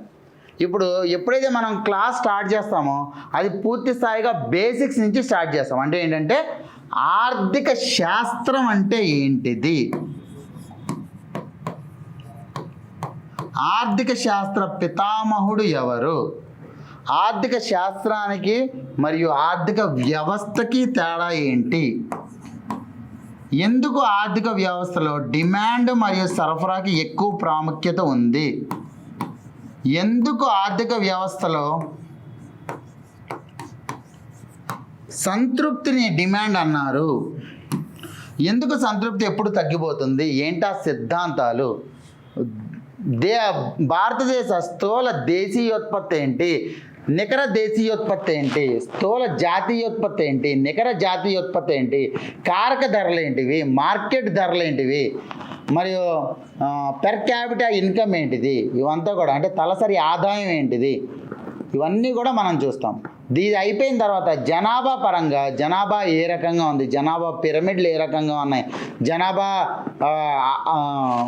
దాని ఏమంటారు విద్యాపరంగా ఏ రకంగా ఉంది, అక్షరాస్యత రేట్ ఏ రకంగా ఉంది, ఆరోగ్యపరంగా ఎటువంటి నివేదికలు ఉన్నాయి, ఆరోగ్యపరంగా ఎందుకు శిశు మరణాల రేట్ అనేది ప్రసూతి మరణాల రేటు కంటే కొంచెం ఎక్కువ ఉంది, ఇవన్నీ కూడా మనం చూస్తాం. పోషణ పరంగా ఏ రకమైన విధానాలను మనం అమలుపరుస్తున్నాము, విత్త విధానంలో ఆదాయం ఏ రకంగా ఉంది, వ్యయం ఏ రకంగా ఉంది, రుణ నిష్పత్తి అనేది ఎందుకు ఆంధ్రప్రదేశ్కి అధిక స్థాయిలో ఉంది, ఇవన్నీ కూడా మీరు చూస్తే నీతి ఆయోగ్ అనే సంస్థ నేను చెప్పాను కదా ముందు సంవత్సరంలో విత్త ఆరోగ్య సూచిని ఆయన ఒకటి ఇచ్చింది, అంటే ఆర్థిక ఆరోగ్య సూచి అని ఒకటి ఇచ్చింది అనమాట, ఒక నివేదిక. దాంట్లో తెలంగాణ పరంగా అన్నీ బాగానే ఉన్నాయి కానీ కేవలం ఒక్కటి మాత్రమే సరిగ్గా లేదు, ఏంటిది అంటే రుణ స్థిరత్వం. రుణ స్థిరత్వం అంటే ఏంటి, ఏదైతే అప్పు తీసుకున్నామో ఆ అప్పు అనేది ఎక్కువ కాలం మనం మెయింటైన్ చేయట్లా. అంటే ఏంటి అంటే మన ఆ తెలంగాణ ఏ రకమైన అప్పులు తీసుకుంది అంటే బడ్జెటేతర అప్పులు తీసుకుంది.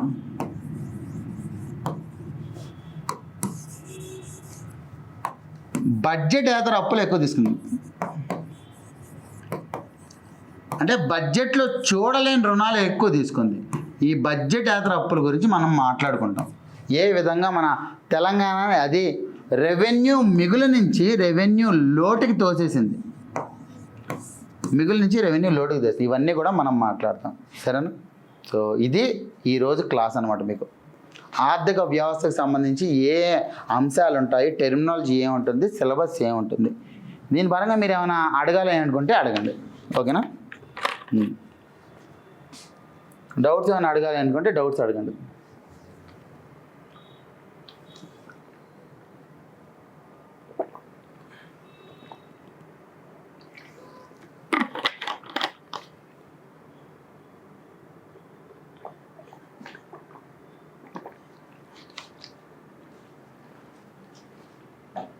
సరే, నెక్స్ట్ వీక్ నుంచి మీకు క్లాసులు స్టార్ట్ అవుతాయి. గ్రూప్ 1కి సంబంధించి పాలిటీ అనుకుంటా, పాలిటీ స్టార్ట్ అవుతుంది. దాని తర్వాత ఎకానమీ అవుతుంది. అది మీకు క్లాసెస్ అనేది ఎప్పటికప్పుడు ఆన్సర్ రైటింగ్ ఏ విధంగా ఉండాలనేది కూడా మీకు చెప్తారు. క్లాసులు అనేవి